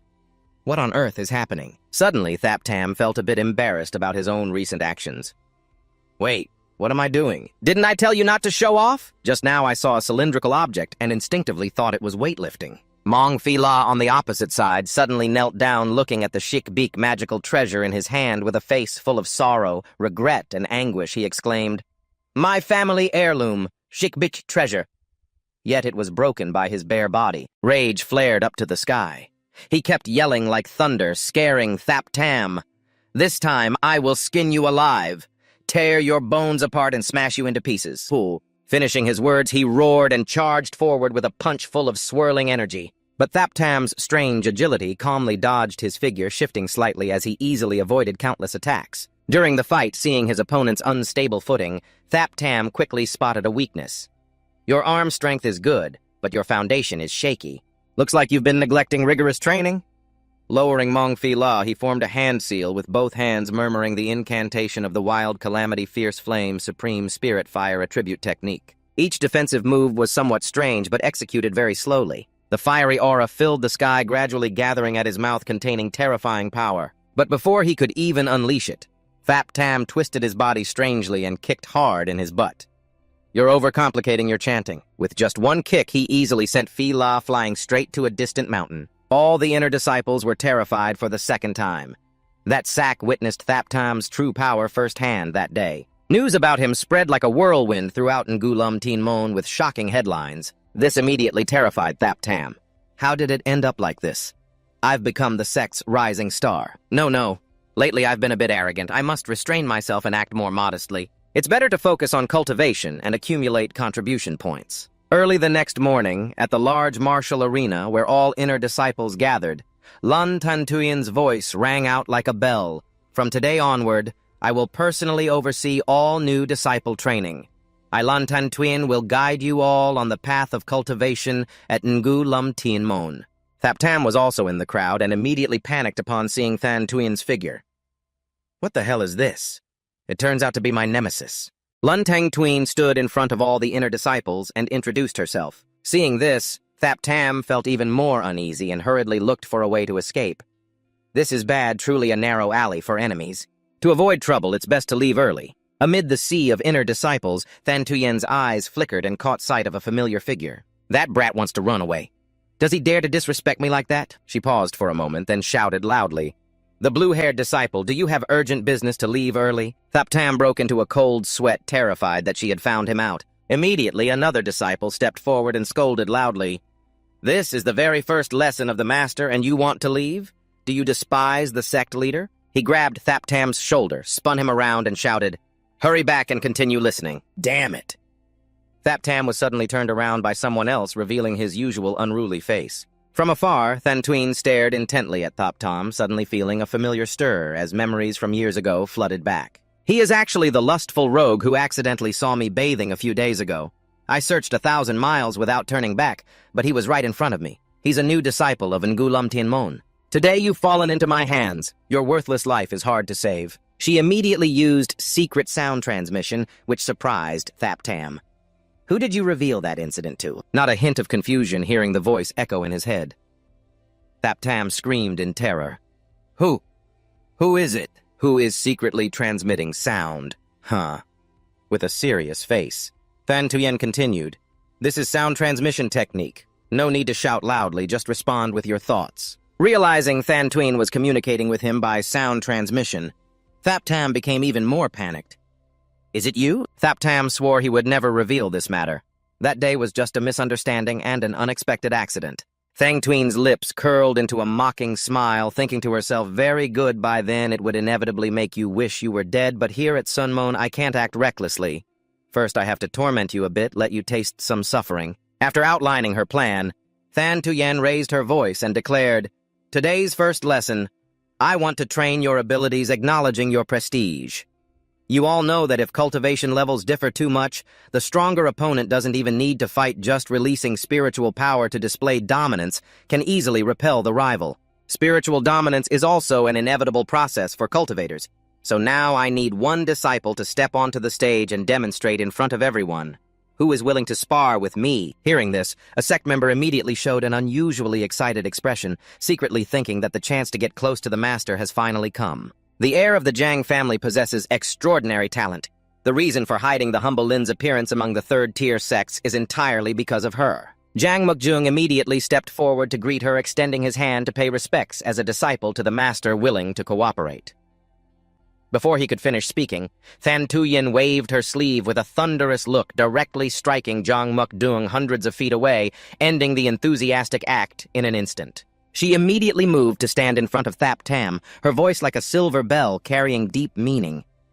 This junior brother doesn't know if you are willing to spar with me. If so, there will obviously be generous rewards in front of all the inner sect disciples as a demonstration. Seeing Than Tuyen's smiling but not smiling expression, Thap Tam couldn't help but feel terrified inside. This smile truly concealed murderous intent. There must be some malicious scheme. I originally only wanted to cultivate quietly, not be the center of attention. Just then, an unexpected event occurred. The Chi system board suddenly appeared above, displaying a testing task with two choices. Regarding Lun Tun Tuyen's proposal, with the reward being a random quality-enhancing Dao artifact, Thap Tam's expression instantly became serious. Facing the tempting reward, he immediately responded, "I am willing to spar, with Master respectfully asking you to be merciful." Hearing this, Than Tuyen thought to herself that this new disciple must be at least at the Truk Ko stage. Then first I will use Truk Ko spiritual power to probe him a bit. Thinking this, Than Tuyen quietly raised and channeled Truk Ko stage spiritual power to suppress Thap Tam.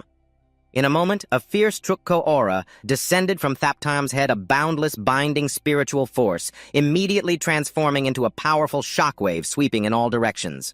Mukjung clenched his teeth tightly, his face looking a bit ugly, muttering, "The spiritual pressure really is fierce." Some lower cultivation disciples nearby even found it hard to breathe, their eyes gradually fixed on Thap Tam with some suspicion. Yet that Thap Tam, standing beneath such a fierce aura, showed no reaction. He just stood there looking bewildered with a hint of surprise on his face. "Ah, is it starting?" Seeing this scene, Than Tuyen grew even more annoyed inside.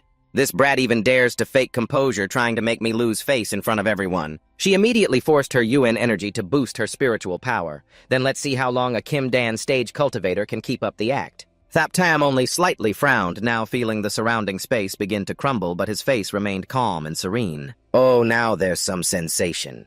Seeing Thap Tam still so calm and natural, Than Tuyen's anger surged, yet he remained so composed.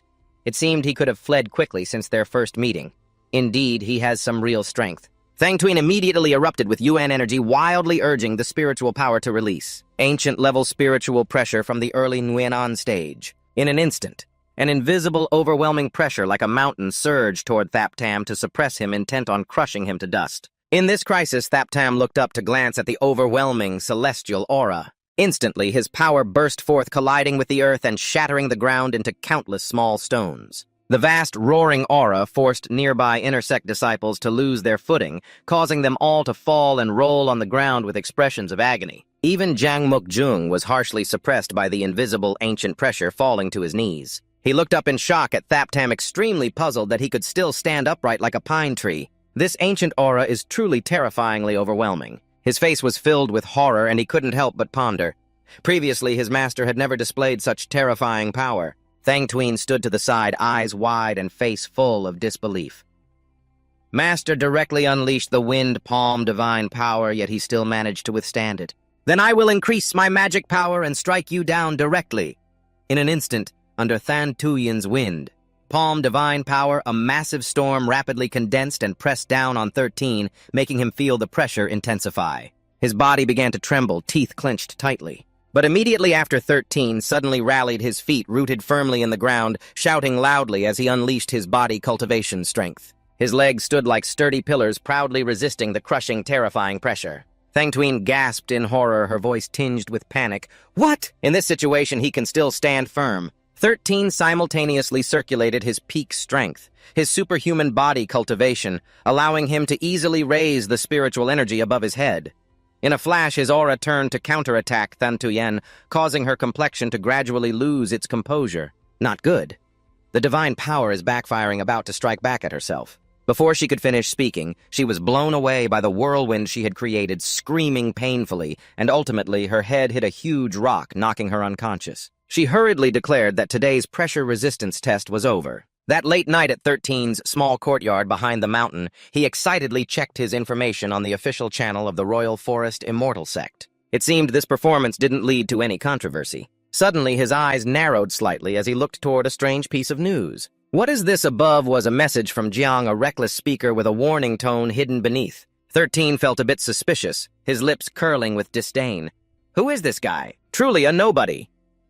At that moment, a notification from the Royal Forest Immortal Sect suddenly arrived, containing news about the Royal Sword Grand Tournament, the sect's triennial event. The champion would receive 1,000 contribution points, high-quality cultivation resources from the sect, and even a chance to be personally coached by the sect master to nurture talent. Seeing the competition rewards, 13's eyes instantly blazed brightly like stars. The spiritual treasures for prizes were truly enticing. These 1,000 contribution points would be enough for me to eliminate my karmic obstacles and escape the identity of a sinner. But wouldn't participating in this tournament attract too much attention from all directions? Moreover, my innate talent is average with no spiritual roots. Where would I get the true energy to fly the royal sword? Could participating expose my identity and invite disaster? It's better to live a low profile, diligently train my body, and earn contribution points steadily and practically. Just as 13 was complacent, the strange system suddenly appeared, shaking his spiritual consciousness so violently it felt like his head was being hammered. Seeing the system manifest, 13 angrily clutched his head and shouted, "Ding Gong Chang, you don't need to use such a creepy trick to appear before me." Wait. Damn system. Are you really the system showing up at this moment? Instantly, a new mission appeared, a high-level task to join the Royal Sword competition and seize the championship. At the Great Golden Core stage, one can have an indestructible golden body, a dazzling aura, and trample on weapons imbued with dense blood and spiritual energy. Lower-level cultivators need to borrow external forces using spiritual energy and atmospheric energy as support. Also, participants must be at least at the chi refining stage. The most common form remains sword riding flight. The moment of the Royal Forest Sect's triennial Royal Sword Grand Tournament had finally arrived. The female cultivator in charge held a magic weapon to amplify her voice, her spirit soaring. The Royal Sword Grand Tournament officially begins. All disciples are requested to enter the arena amid the vast crowd. 13's small figure stood alone, unmatched among thousands. His eyes glanced around, sweeping over the young cultivators nearby, silently thinking that this competition was indeed crowded with people from both mountains and seas. Suddenly, an arrogant voice echoed from beside him, causing 13 some surprise. Jiang Muyang, with a proud and arrogant expression, stepped forward, his tone full of contempt. "I never expected an unknown brat like you to dare to participate in today's grand tournament. Competing on the same platform this time, don't even dream of seizing the 10,000 Zhang light blade." 13 frowned with some suspicion, staring intently. "Who is this Mu Yang, and which faction dares to claim dominance before me?" Mu Yang snarled angrily, shouting, "Are your eyes blind that you don't even recognize me? A few days ago we studied in the same class under the leadership of the sect. Ahem. Let me officially introduce myself. I am the young master of the Fan family Jiang Mu Yang, the second-ranked renowned young master of the Jiang family in the southern wilderness on the hero contribution list." Finishing his words, his gaze quickly flicked toward the high platform, where the elders and sect leader Than Tuying were standing, observing silently, vowing to unleash all his extraordinary talents. With a smug look, he turned to 13, his tone dripping with disdain. "In this competition, you can only watch hopelessly from behind me." Seeing 13 remain indifferent and ignoring him, Jiang Muyang grew even more furious, grinding his teeth. "This brat dares to look down on me." The female sect official continued, raising her voice to loudly remind the disciples, "Now please select the magical artifact you wish to use." A male disciple immediately stepped forward, taking out from his ring a meticulously crafted refining pan made of outer region refined stone, muttering, "Finally, the time has come for me to reveal my true power." The magical artifact, Dragon Spring Queen. The female sect official exclaimed in surprise and praise, "This aura is indeed a magical artifact of the spiritual grade or above." The first disciple had drawn a rare, precious spiritual treasure. Then another male disciple showed contempt, sneering coldly, "Just a common magical artifact." After speaking, the beautiful woman Luke Dien waved her hand to take out a strange rope, shouting loudly, "Dragon release immortal, come out my fake pawn." The female sect official continued loudly. Though its shape is bizarre and indescribable, the aura of this magical artifact is by no means ordinary. Indeed, everyone here has brought prepared magical artifacts, all at least spiritual grade or higher.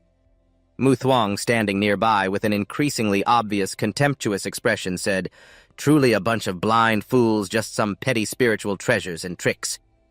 He arrogantly stepped forward, took an item from his chest, and shouted loudly. A powerful ancient aura instantly emitted, shaking all directions. "Widen your eyes and look. This is mine with earth-shaking destructive power, a terrifying ultimate strike." The previously quiet atmosphere shattered. Then appeared a sharp sword, cold light radiating in all directions, a peerless blade fitting perfectly in Zhang Mu Yang's hand. The elders and sect leaders on the high platform were all horrified, their faces pale and shaken by the heavenly-grade magical artifact's aura. Elder Mai Tam, with a lofty and extraordinary aura, stared down quietly, muttering, "This triple-move spiritual power is certainly a heavenly treasure, without doubt." The elder beside him nodded, solemn and thoughtful, saying, "Magical artifacts are divided into 5 grades: mortal, spiritual, heavenly, immortal, saint. Historically, the highest-ranking elders have uniformly supplied magical artifacts. Now disciples can prepare their own at will. Could this lead to unfairness in the rules?" Nam Kung. Huang's sharp eyes fixed forward firmly, responding, "When the strength is equal, the magical artifact is the decisive factor for victory or defeat, even if the rules are unfair and predetermined. In life-and-death blood battles, would an opponent give up a superior magical artifact for the sake of fairness?" Mu Yang at this moment had just reached the peak of his foundation cultivation, seemingly holding the world in his palm, silently thinking, "At the peak of foundation realm, plus a sect-shaking magical artifact guarding me, this duel is nothing more than a toy in my pocket." He glanced contemptuously at 13, ordering 13, "It's time for you to reveal your magical weapon." Before he finished, Mu Yang's eyes nearly popped out, utterly shocked. What the hell is that? You dare to bring that out as a magical weapon?" 13 smiled brightly like a flower, calmly replying, "Exactly before the tournament started, I specially sought advice from the great master who cleans the mountain gate." Mu Yang's face was completely dumbfounded, muttering, "Isn't that just an ordinary broomstick? Do you take this tournament as a child's game?" The presiding sect official stepped forward slowly, solemnly, announcing the rules. "Disciples, please place your magical weapons in the designated positions." Standing nearby, 13 tilted his ear, attentively observing the rules. The official continued loudly, "This duel is not simply a round. The focus lies in using spiritual power to control the magical weapon. First, you must use spiritual power to recall your magical weapon from a certain distance. Then follow the predetermined route to perform sword-riding flight techniques. Whoever reaches the finish line first will claim the championship title. Of course, countless dangerous obstacles will be arranged along the way." After hearing the rules, Thap Tam was momentarily stunned, his face showing clear sorrow. "What? I don't even have half a point of spiritual power, so how can I remotely control magical weapons from afar?" Mukdung took the opportunity to taunt, his tone even more contemptuous toward Thap Tam. "Heh heh! Have you felt the true pressure just now?" After a brief preparation, all magical weapons were positioned at their designated spots. The female steward's voice echoed throughout the square like Zhong Kan. As soon as the command was given, countless magical weapons simultaneously transformed into light beams, shattering the void and flying up quickly, rushing toward their owners to signal the start of the second round. Mukduong, full of soaring spirit and eyes sharp as an eagle, stared straight ahead, gripping the peerless sword tightly, glancing sideways at Thap Tam, teasing, "I'll go a step ahead, you useless brat." With that, he urged the swordlight to ride the sword flying, forming a brilliant rainbow, leading the inner sect disciples forward, leaving behind a cloud of dust that covered the starting point. In just a blink, the dust gradually dispersed with the wind, revealing the lone figure of Thap Tam. Seeing Thap Tam still standing motionless like a stone statue, the crowd of disciples immediately buzzed with chatter, mocking laughter ringing out continuously. "Why hasn't that guy started yet? Could it be he can't even recall his magical weapon? Impossible, he doesn't even know the most basic operation. This kind of trash dares to fancy competing in the grand tournament." Thap Tam's face gradually turned pale, his heart in utter panic. "This is bad. If I keep standing still like this, everyone will definitely doubt my identity." The old man in gray beside him frowned with a suspicious look at Thap Tam.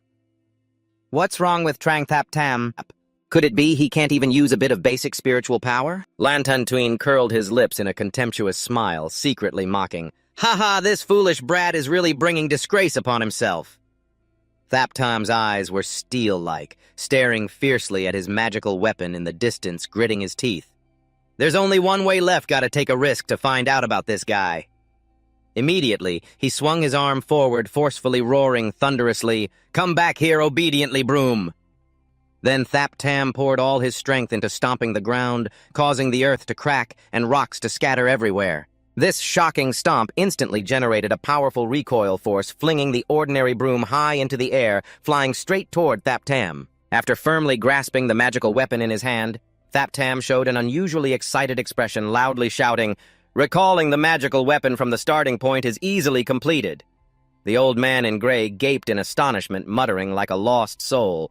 That counts as recalling a magical weapon from the starting point. Meanwhile, on the race course, the contestants had entered the obstacle area meticulously arranged by the sect, where numerous restrictions simultaneously activated, unleashing bursts of fierce attacks that inadvertently knocked down many cultivators, causing them to fall freely to the ground like kites with broken strings. Mukduong, relying on his superior cultivation and the heavenly realm protective treasure, barely stood firm after the first attack, feeling arrogantly proud.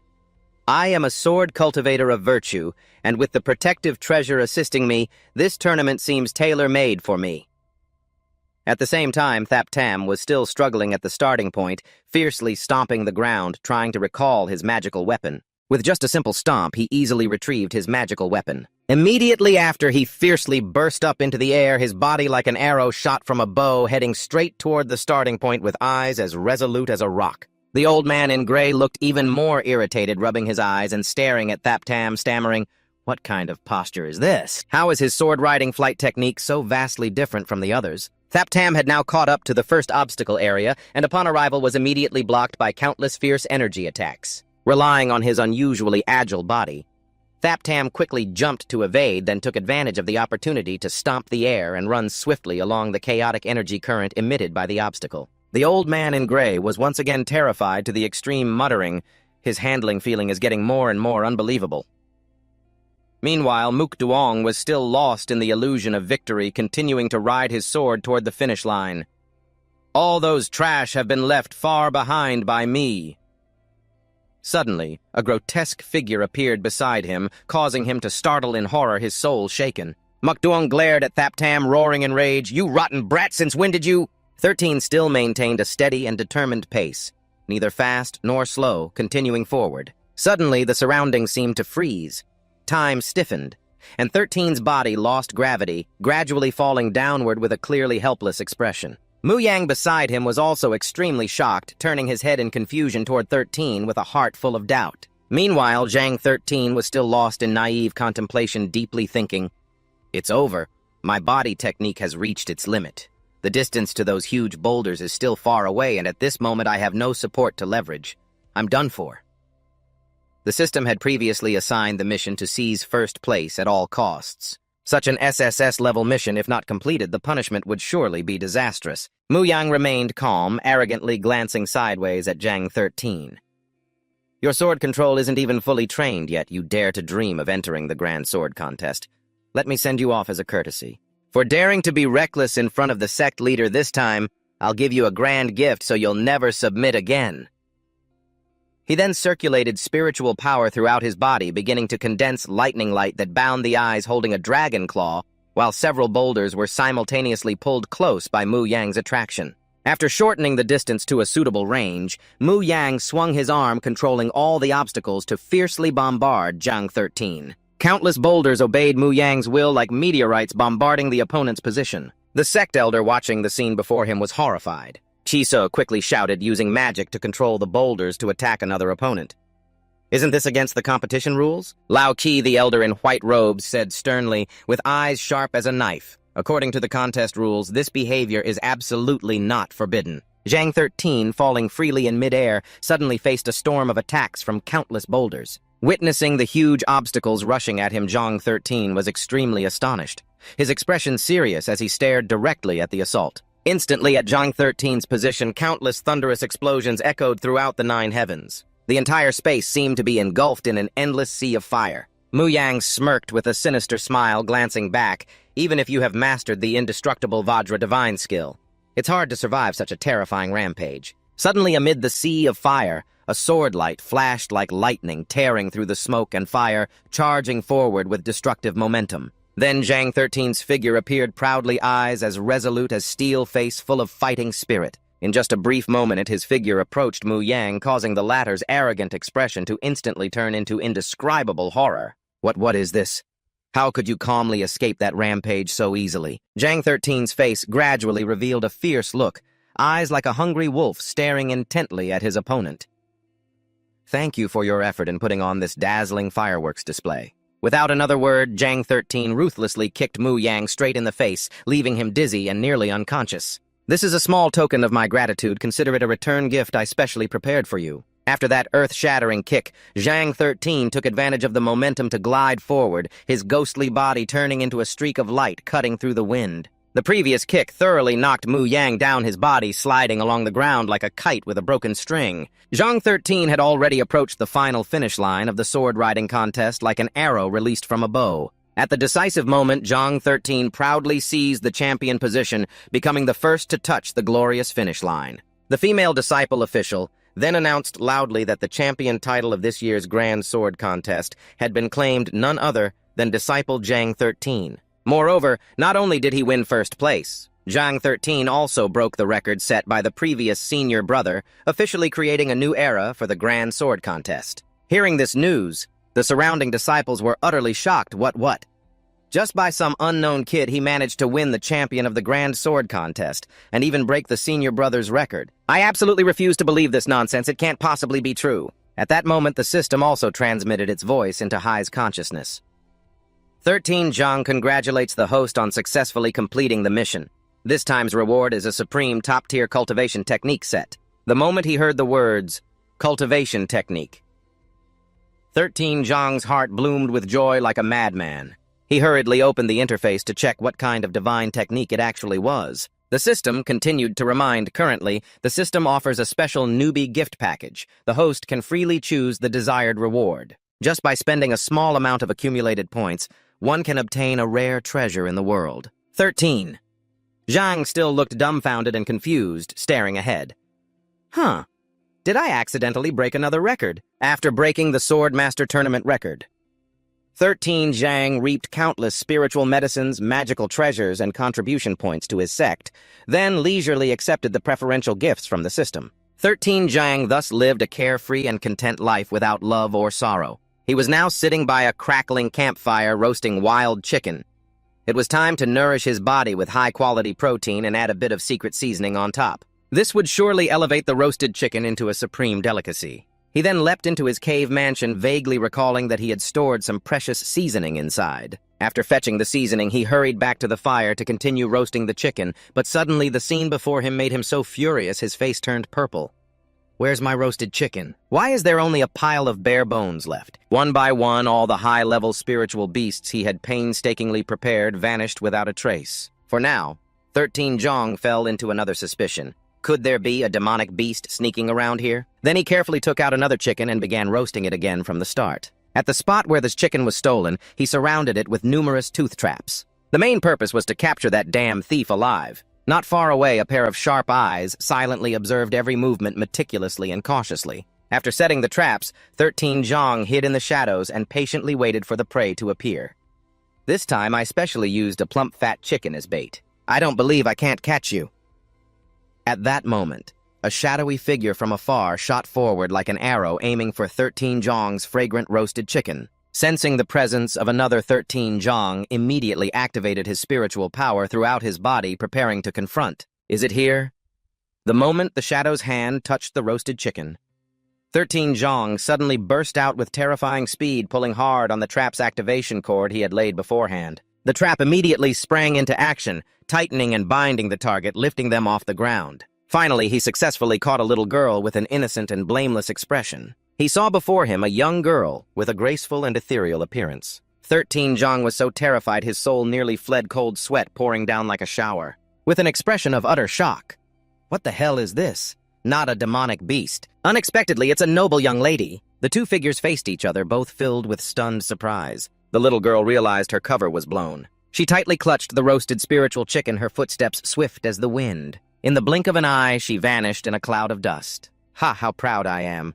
Just with a little string trap, that little brat dares to think he can bind me, this young lady. Just as she finished speaking, she glanced at 13. His phoenix-like eyes immediately widened in extreme terror. 13 still gripped the cord tightly, angrily shouting, "You thief! Return my spiritual energy at once!" The little girl frowned, showing great displeasure as she sneered at 13. "Humph, it's just a lowly roasted chicken." After finishing, her figure suddenly slid to a halt, then kicked fiercely toward 13 like a thunderous dragon shaking the heavens. This kick contained tremendous force, instantly causing a cataclysmic collision with swirling dust billowing up. Then the little girl curled her lips into a cold smile, stepping out from the dust. Who, daring to try to hold me back?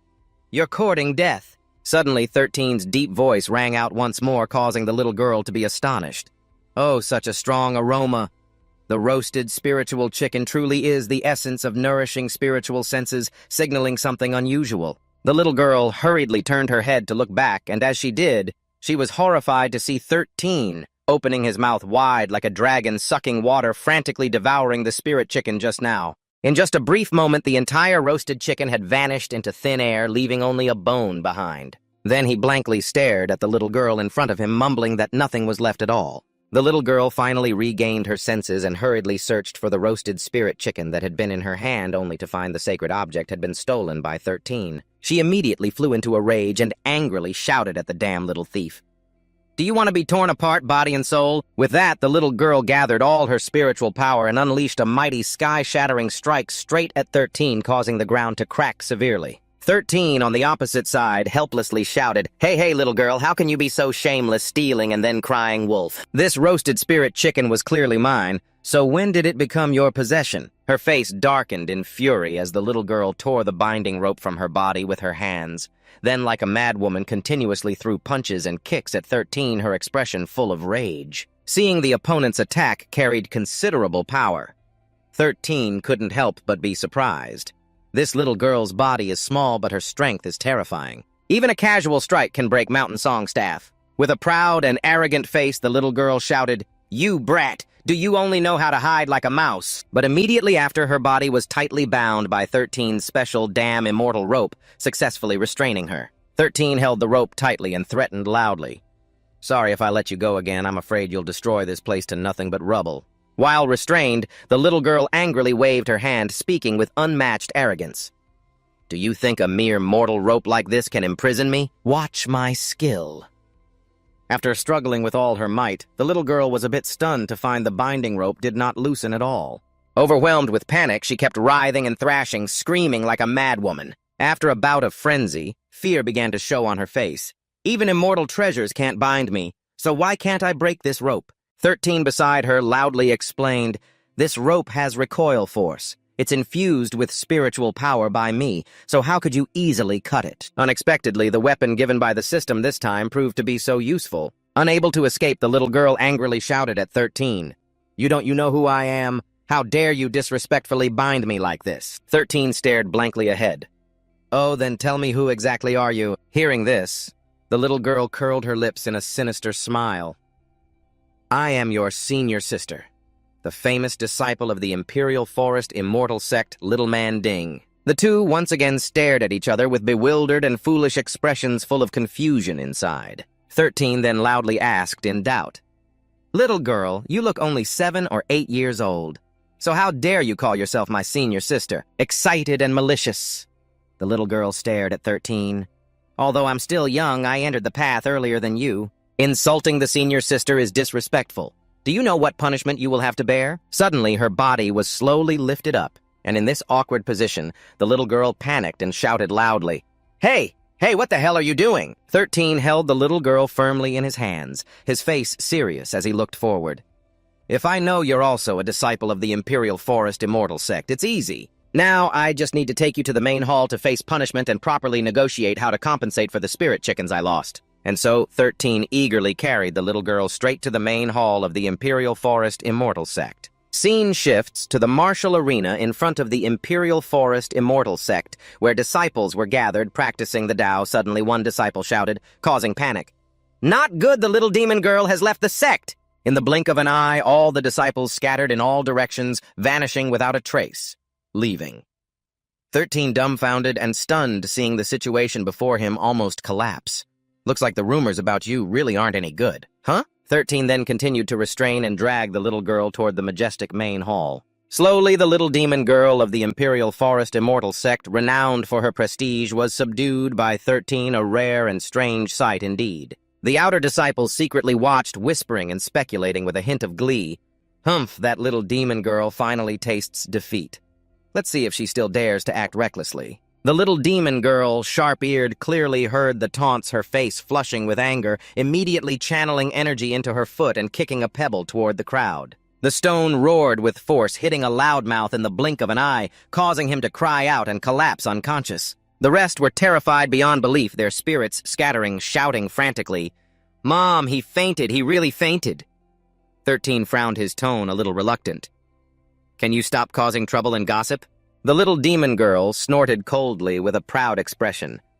"I hate those bugs who dare talk behind Diemfa's back the most."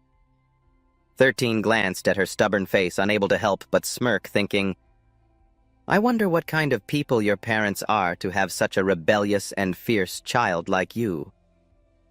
Just then, a solemn voice rang out. "What the sect brother said is true. I am the mother of this little demon." Hearing that noble voice, 13 was terrified, frozen in place, feeling a heart-wrenching despair. Female sect leader Nam Kung Huang led 13 and the little demon to the Imperial Forest Hall, recounting the whole story. After hearing 13's narration, Nam Kung Huang turned to scold the little demon. "Aren't you supposed to be under closed-door punishment? How dare you leave the meditation chamber without permission?" But the little demon bowed her head with a sorrowful, gloomy expression. The mother heard that someone broke the spirit stone, and even defeated little Doong Doong, breaking the swordsmanship record, her curiosity uncontrollable, wanting to go out and see who that person was. Nam Kung Huang sighed, deeply rubbing her forehead. Another month of closed-door meditation, copying the Tao scripture once a day as punishment. But the little demon frowned with a displeased look. "What, won't that just lock me up until I rot?" Nam Kung Huang glanced at the little demon, her tone stern. "You still dare complain?" The little demon knew she couldn't resist, so she sulked and bowed, "I dare not." The little demon asked to be excused. Then the little demon quietly left the Imperial Forest Hall and returned to the meditation chamber to continue her punishment. Watching the lonely back of the little demon, Nam Kung Huang's eyes grew distant, a painful sorrow rising in her heart. This little one is truly pitiful. Her origin is unlike ordinary people. 13, standing beside her, looked puzzled and asked the sect leader, "What do you mean by unlike ordinary people?" Nam Kung Huang withdrew her gaze and slowly explained, "She was born from a giant egg I accidentally found many years ago." Hearing this, 13 was shocked, mouth agape. "Really? Could it be filled with endless protein?" "Lucky it wasn't me who found it, or it might have been cooked into soup long ago." Nam Kung Huang's next words disappointed 13. "When I first found the egg, I thought of cooking it for nourishment, but unexpectedly, when exposed to heat, the egg hatched into a baby girl. Moreover, from birth, her talent reached the peak of body refinement, naturally endowed with powerful divine physical strength. Out of compassion, I took her in as a disciple, but Tioman couldn't control her innate power, often unintentionally hurting others and leaving deep emotional wounds. Even fellow disciples, if they lightly touched her, their muscles and bones could be torn apart. Because of that, Tioman has no friends, living in lonely isolation." Hearing this, 13's eyes widened like bells, her heart pierced as empathy arose, recalling her own loneliness in a past life. "She is exactly like me in my previous life, both having no friends." Nam Kung Huang continued about Tioman. Because of this, Tioman gradually changed her personality, becoming rebellious and stubborn, liking to do strange things. 13 looked confused, but deeply sympathized with Tioman's fate. "Maybe she acts like that just to get everyone's attention. Don't be fooled by her happy smile. Deep inside, she's probably feeling extremely lonely." The scene shifts to a quiet mountain where Tioman is punished with closed-door meditation by Nam Kung Huang, filled with resentment. Tillman angrily strikes the cliff, each punch packed with strong force, pounding in frustration while muttering, "That hateful 13, you caused me to be punished even more severely." At that moment, 13 appeared behind Tillman and asked, "Is this your meditation chamber?" Tillman was startled and turned around, surprised and staring in disbelief. 13, it's you again! What are you doing here? How do you know this place is mine? Could it be that you deliberately came here to violate me? 13 stood opposite, stunned for a moment, intently observing the angry expression of Xiaoman, suddenly recalling Nam Kung Huang's request for 13 to help Xiaoman control himself. The next second, 13 turned his face to the side with a probing gaze. The next moment, 13 shifted his eyes to scan the desolate surroundings. The bleak scene caught his eye. Is this the cave mansion of Inwiyu? How could it be so devastated like this, looking tattered and with ruins piled up truly no different from a zombie burial ground? Xiaoman felt his pride-insulted anger rising to the sky, eyes staring straight at 13. So you really came here just to mock me now? I'm furious. Seeing the other like a beast about to go mad. 13 hurriedly waved his hand in a calming gesture. Hey, calm down, friend. I don't want to fight you. You like to pull stunts like this, is it, to attract others' attention? Is that right? Hearing this, Xiaoman's eyes widened in surprise, stunned. 13 opposite continued speaking. Deep down, you always crave having friends by your side to have fun together. It's just that your abnormal physique makes others terrified and avoid you. These things are exactly like the memories of my past life. Hearing this, Xiaoman became silent like a statue, staring blankly at 13 for a long time, then hurriedly turned away to hide his sorrow. His whole body trembled slightly, voice stammering, Who told you these things? Is that so? Xiaoman's eyes glistened with tears as he glanced at 13. Who dares slander me as friendless? She then pointed to the towering debris nearby, enthusiastically introducing, Look, this is Xiaoman number 11, and this is Xiaoman number 12. Seeing the dazed, vacant look of the other 13 could only sigh helplessly, inwardly thinking, this is like shaping a figure out of mud. This child is probably seriously disturbed by evil spirits. But Xiaoman simultaneously shifted attention back to 13. How dare you talk about me? I've been observing you for a long time, seeing your place isolated in the mountains and waters, deserted without a single visitor. Boy, you're lonely and alone too, aren't you? Hit in the heart by Xiaoman's words, 13 showed an embarrassed and deeply ashamed expression. Who told you that? Who dares slander me as friendless? He immediately took out a specialized magic weapon, excitedly introducing, This is Brother Iron Tendon Dao. Then 13 pulled out a small weight in his hand, and this is Comrade Great Strength. Finally, he took out a super elastic rope and displayed it in front of Xiaoman. You've met this one before. Just call him Comrade Rope. With a radiant smile, 13 enthusiastically said, These are comrades who accompany me on the path of cultivation. Xiaoman showed clear confusion, expression blank, like a chicken silently thinking this guy's illness is even worse than mine. 13 suddenly reached into his Taoist treasure and took out a secret manual, handing it directly to Xiaoman. This is for you. Faced with this sudden situation, Xiaoman hadn't recovered yet. What are you doing? 13 continued, looking forward. Just take it, this is a peerless treasure manual. Consider it an apology gift for making your punishment worse. Xiaoman dazedly took the cultivation manual from 13, with both hands still looking stunned.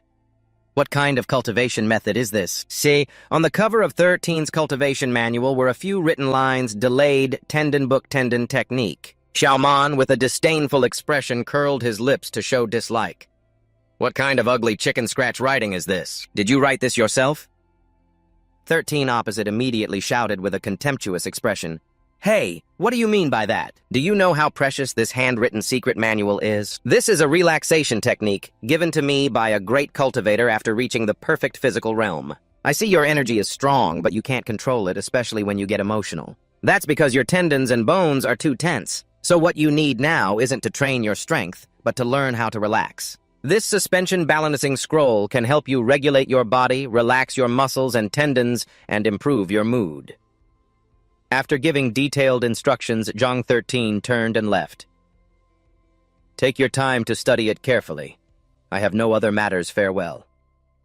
Xiaoman stood still, intently watching Zhang 13's retreating figure, a complex emotion rising within her, her hand trembling as she tightly grasped the martial technique Zhang 13 had just given her. The screen now displayed countless news reports related to Zhang 13 and Xiao Man. A man sitting high above wore a dark and cunning expression. Recently, rumors about him circulated.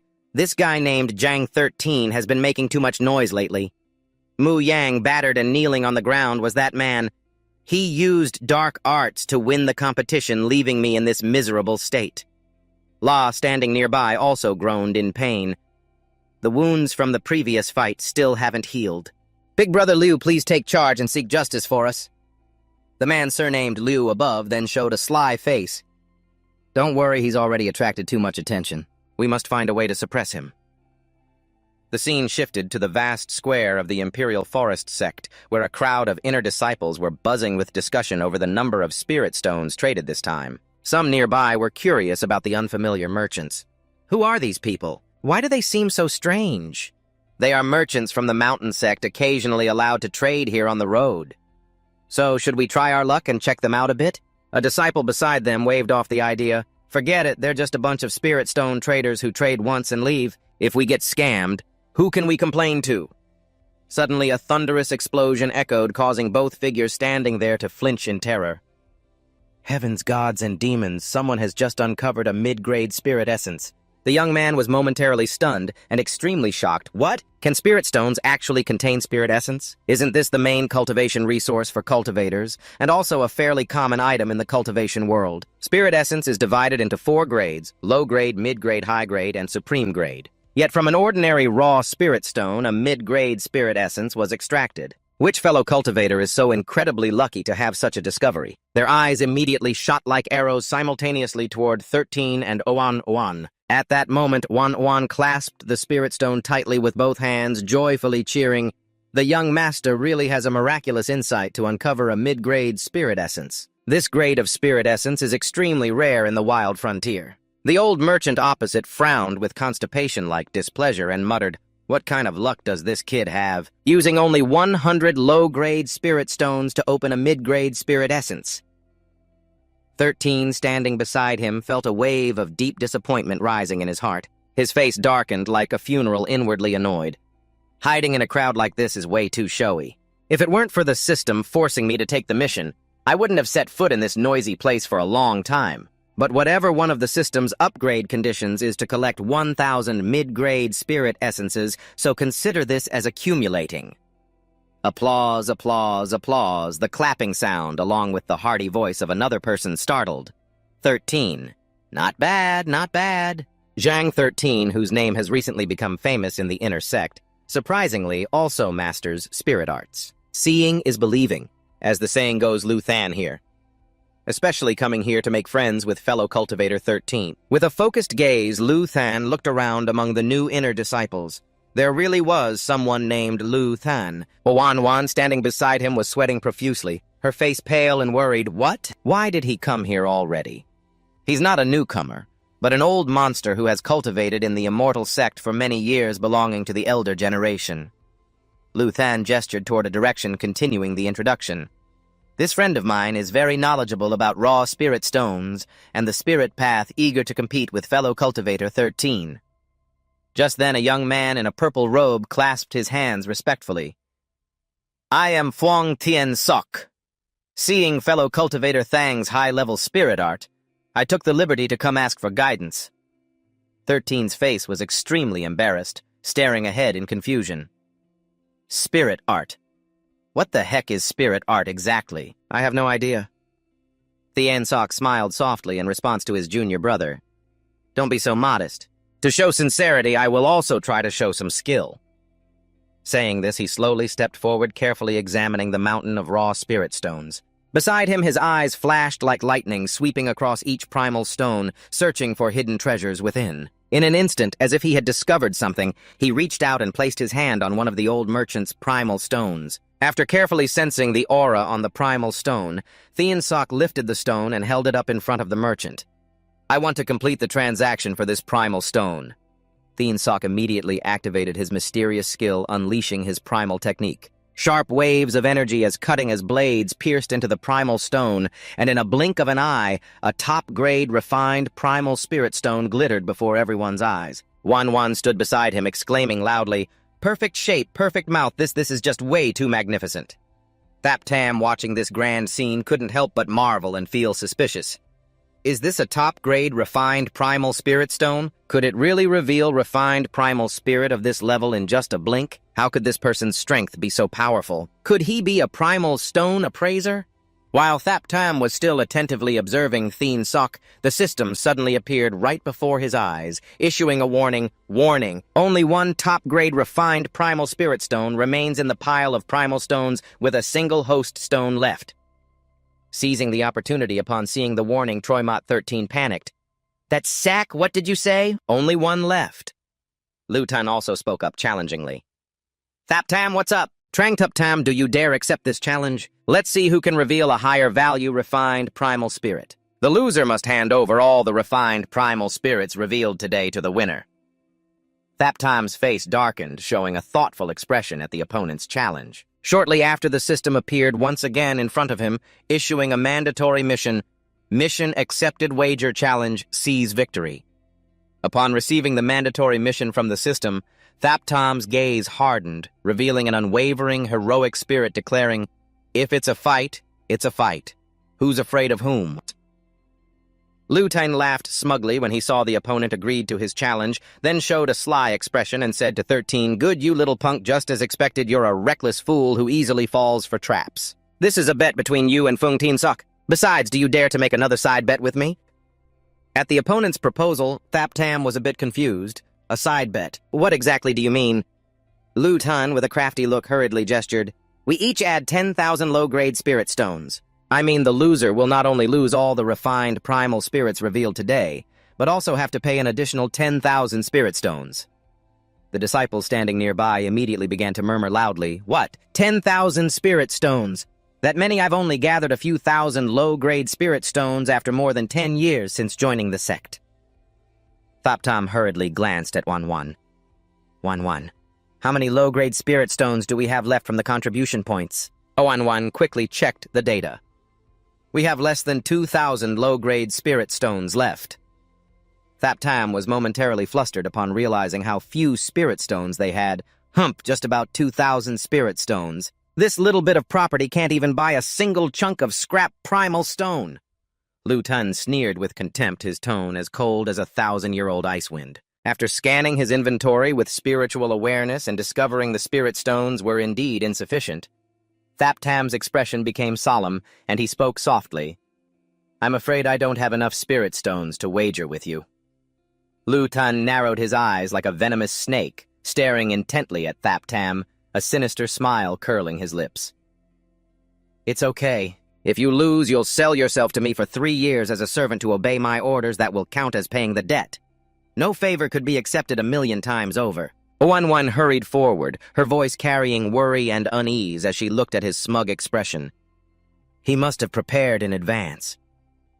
Before Thap Tam could carefully consider, the system's icy voice suddenly echoed in his consciousness, displaying a mandatory mission.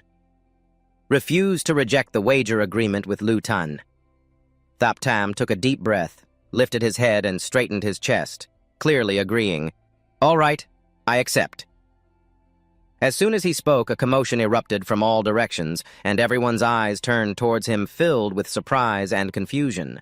The stall owner, who had been dozing off, suddenly brightened upon hearing this, laughing heartily as he stepped out, his voice echoing throughout the stall.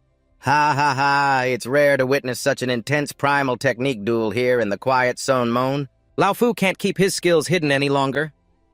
Finishing his words, Lao waved his sleeve, a flash of light appeared, and 3 huge primal stones, several times larger than the usual ones, appeared on the ground. A strong aura of spiritual energy radiated in all directions. These are 9 apertures primal stones nourished by the spiritual energy of heaven and earth. The rate of revealing refined essence is high. The quality is much better. Originally, I intended to bring the Heavenly Origin Stone to the market today. I'll just put it out to join the fun. Liu Cheng's greedy eyes scanned the 3 blocks of primal stone, clapped his hands, and laughed loudly. "Good, very good! Then the primal skill duel officially begins." At Liu Cheng's command, 13 and Fuang Tian Sok simultaneously stepped forward. Fuang Tian Sok quickly formed hand seals with both hands and activated the Heavenly Eye technique. As the Spirit Master touched the 9 primal stones, sensing the extraordinary spiritual energy, he immediately identified the target, but unexpectedly, 13's figure like a demon had already appeared beside him. His hand placed on the 9-orifice primal stone, with eyes as firm as stone. "I choose this one." Fuang Tian Sok was shocked. "Did he snatch the 7-color one before me? This speed is freakishly fast." The stall owner stroked his gray beard slowly and said, "This young cultivator indeed has keen eyesight. But this primal stone requires 3,000 spirit stones." "What? 3,000 spirit stones?" 13's face changed drastically as he shouted, "Then I don't have enough spirit stones to pay." He inwardly groaned, "His wallet is really empty." Fuang Tian Sok smiled coldly with satisfaction, folding his arms and looking at the subject. "This duel is over refined essence. How could spirit stones be used for the transaction?" Saying that, he quickly stepped forward, trying to snatch the 9 primal stones from 13's hand. Fuang Tian Sok's action shocked 13 greatly. His eyes glared at him with rising anger. The crowd below also angrily shouted, their voices filled with contempt. "Fuang Tian Sok, you are truly shameless." Fuang Tian Sok sneered arrogantly.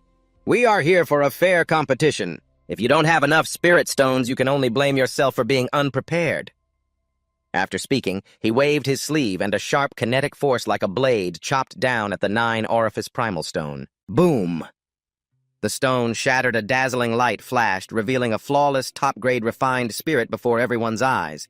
13 stood dumbfounded, his heart filled with horror. "Is this the last top-grade refined essence?" Fuang Tian Sok proudly admired the top-grade refined spirit and arrogantly said, "I am not an ordinary treasure inspector. I am a fate master far superior to a treasure inspector. I can probe the upper primal veins and infer your destiny and fate."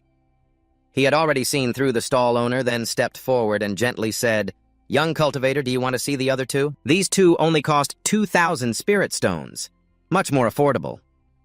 13 looked like a lost soul, sitting on the ground, covering his eyes with his hands, mumbling meaningless numbers. His strange movements made others confused, as if he was practicing some bizarre cultivation technique. Liu Cheng saw this, and cold sweat broke out uneasy inside. "This rotten kid is playing some freaky tricks again." 13 rubbed his temples with both hands, thinking to himself, "The top-grade refined essence is indeed gone, but the system hasn't notified mission failure yet. Moreover, the mission requires at least revealing a top-grade refined essence. This proves that among these primal stones there must be hidden even rarer treasures." He recalled that just now he only glanced at the 3 primal stones with his vision, maybe because his eyesight wasn't strong enough to see the truth. Eye protection exercise ended. 13 suddenly woke up, his eyes wide open, shining like 2 sharp swords looking straight ahead. The moment to determine the winner had arrived. He stood up and stepped forward firmly, his eyes scanning back and forth among the primal stones, determined to find the ultimate refined essence. His mind's eye seemed clearer than before, able to sense the spiritual energy contained in each primal stone. His spiritual consciousness also became stronger indeed, seeing much more clearly. 13 exclaimed in surprise, then slowly turned around to observe the entire stall. The images in his eyes became extremely realistic. Everything seemed transparent, no longer covered by any shell. From the chaotic pile of primal stones, he accidentally discovered a primal stone emitting brilliant rose light with a rare, abnormal quality. Having identified the target, 13 didn't hesitate and quickly went to the rose-colored primal stone, grabbed it, and held it in front of the old merchant. "I want this primal stone." Liu Cheng, standing beside him, smirked contemptuously, his voice like metal clashing. "Picking up a bit of courage from this pile of trash is truly laughable." 13, with the keen eyesight of a refiner, spoke clearly like a ringing bell. "This primal stone is still intact. Its geology is stable and extraordinarily solid. It must originate from the Dragon Vein Chamber? That type of stone with an outer shell not only has the ability to gather spirit essence, but also conceals the effect of isolating light energy.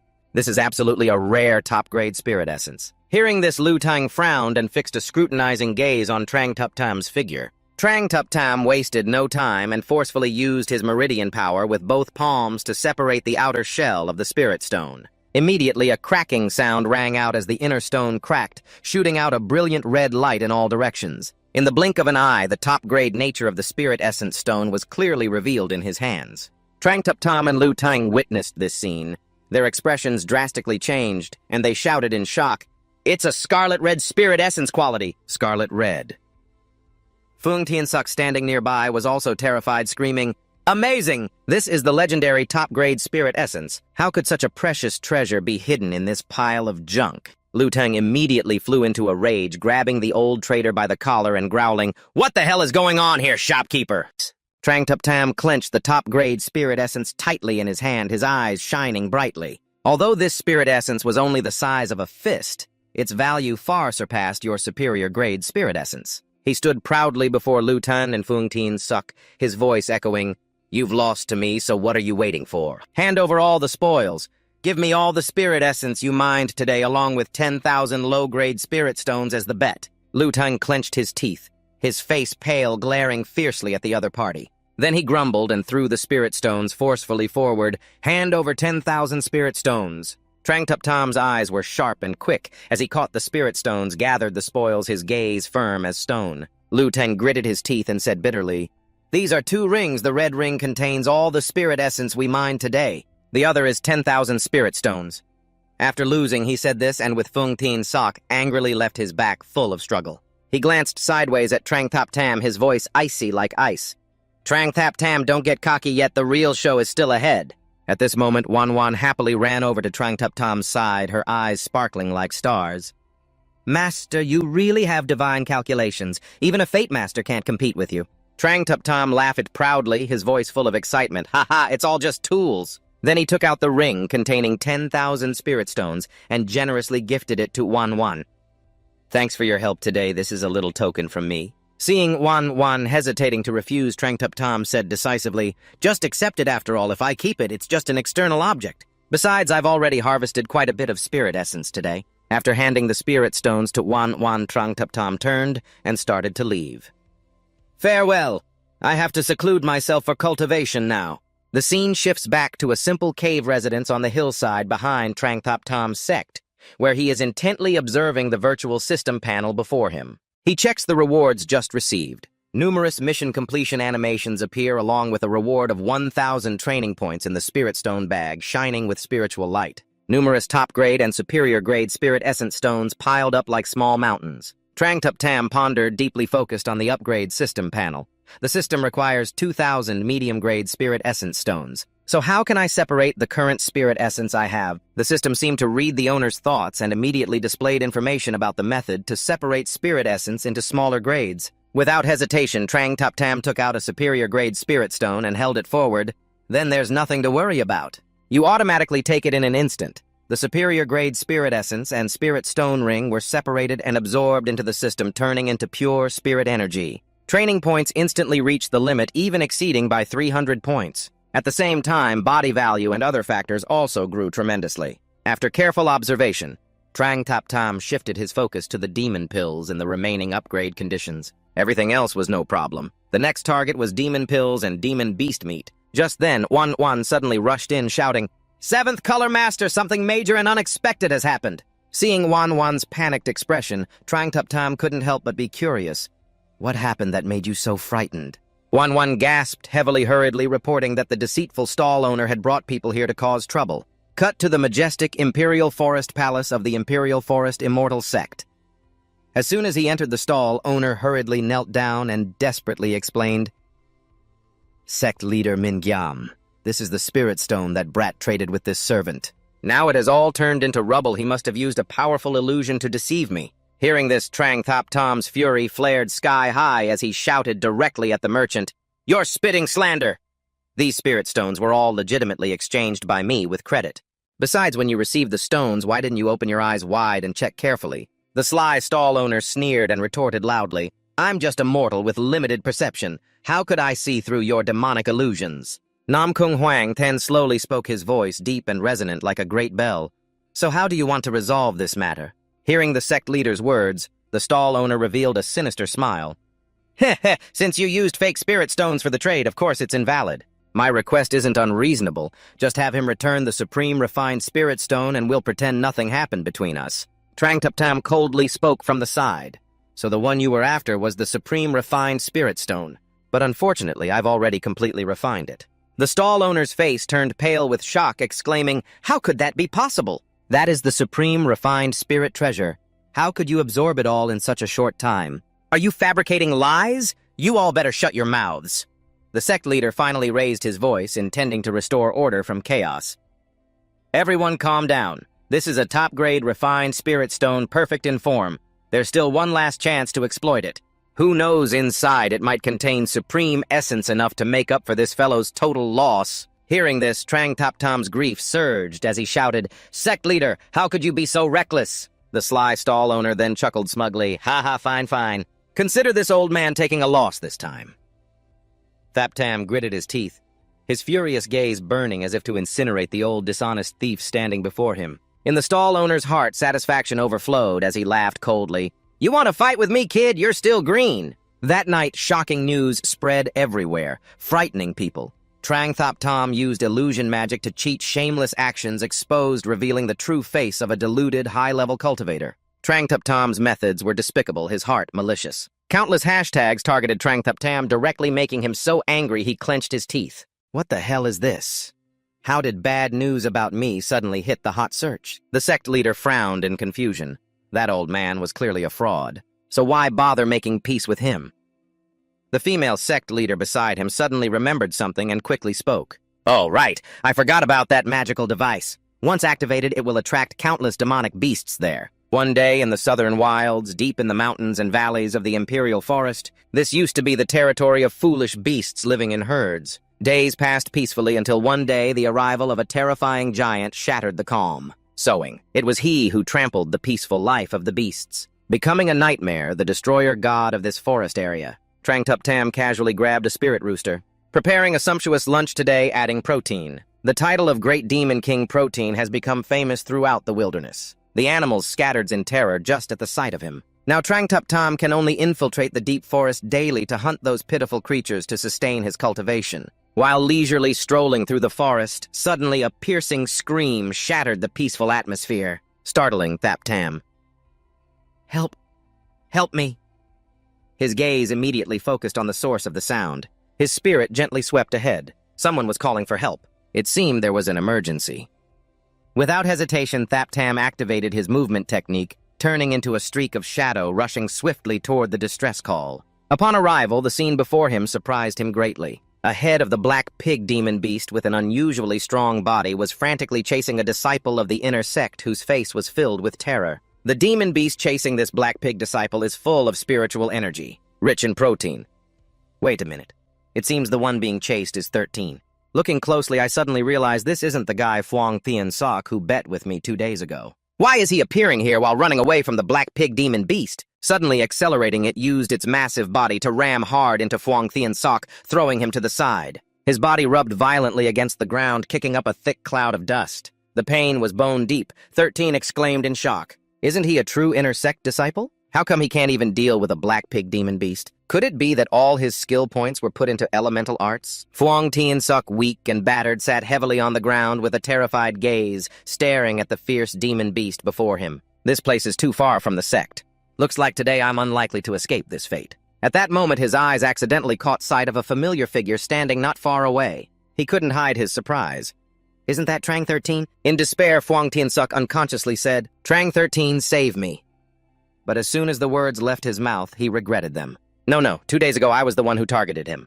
Would he really come to my aid while he was still confused? The black pig demon beast lunged again, its sharp fangs aiming straight at his battered body. 13 watched this scene with an awkward expression. This strike might be enough to kill him. Should I intervene? He caused me trouble 2 days ago. Letting the demon beast teach him a lesson seems fair, but still he's a fellow disciple. It wouldn't be right to stand by and watch him die. The system seemed to understand 13's feelings. At that moment, the familiar selection menu suddenly appeared before his eyes again. There were 2 options, save or not save Phuong Thien Sok, along with 2 tempting rewards. 13's eyes lit up clearly, greedy. Exercise equipment, haha. Sorry, Phuong Thien Sok. Looks like fate wants me to leave you be. After the critical ROM, Phuong Thien Sok lay motionless amidst the swirling dust. His injuries piled up, and with a desperate glance toward Trang 13 standing there. Seeing 13 standing there mocking him, his heart grew even colder. Laughing at me like that seems like he really doesn't want to save me. That's fair. People who flatter and cling to the strong like me deserve to die. Memories flooded back. He recalled the solemn vows before leaving his clan, determined to revive it. But due to mediocre talent, he was looked down upon by others, and when faced with oppression, could only bow his head in submission. He lost his original heart, and the clan suffered humiliation. Retribution was inevitable. Serves him right. The black pig demon beast's eyes gleamed fiercely as it growled, staring fixedly at Phuong Thien Sok. The next moment, it poured all its demonic power into a frenzied charge toward where Phuong Thien Sok lay, preparing for a fatal strike.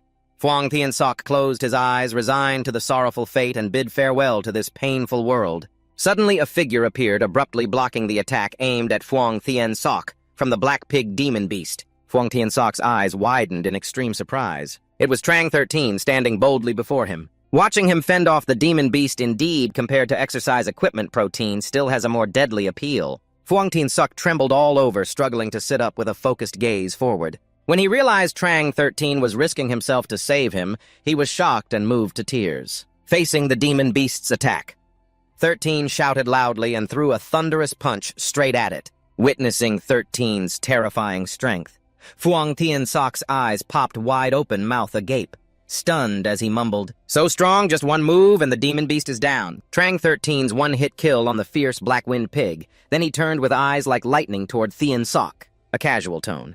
"It's just a beast physically stronger than usual." One strike to kill. What's so difficult about that? Phuong Thien Sok hurriedly jumped up from the ground, his voice trembling in alarm. "What did you just say? It's the 4th-ranked demon beast with strength equivalent to a golden core stage cultivator." 13 slightly curled the corner of his lips and glanced sideways at Thien Sok. "Is that so?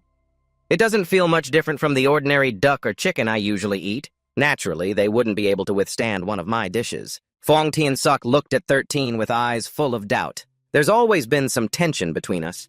Why are you willing to step in and help?" 13 kept walking forward without stopping. His lazy voice echoed back, "No particular reason, I just suddenly felt passionate about enjoying a simple grilled meat." Thus, the 4th-ranked demon beast, black wind boar, majestic and proud, tragically became a delicious dish filled with demon beast essence of the 13.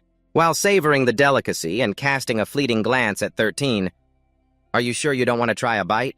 Thien Sok's face turned pale as he hastily covered his hands in horror and said, "That's the meat of the 4th-ranked demon beast. In my weakened state, if I swallow even a piece, I'm afraid I won't be able to control the demon energy and fury inside my body. At best, violent meridian damage. At worst, deviant energy causing madness and death." 13 was secretly shocked, thinking, "Is this guy crazy? It's just a little grilled meat. Is it really necessary to make such a fuss?" Thien Sok across from him frowned deeply, inner turmoil rising.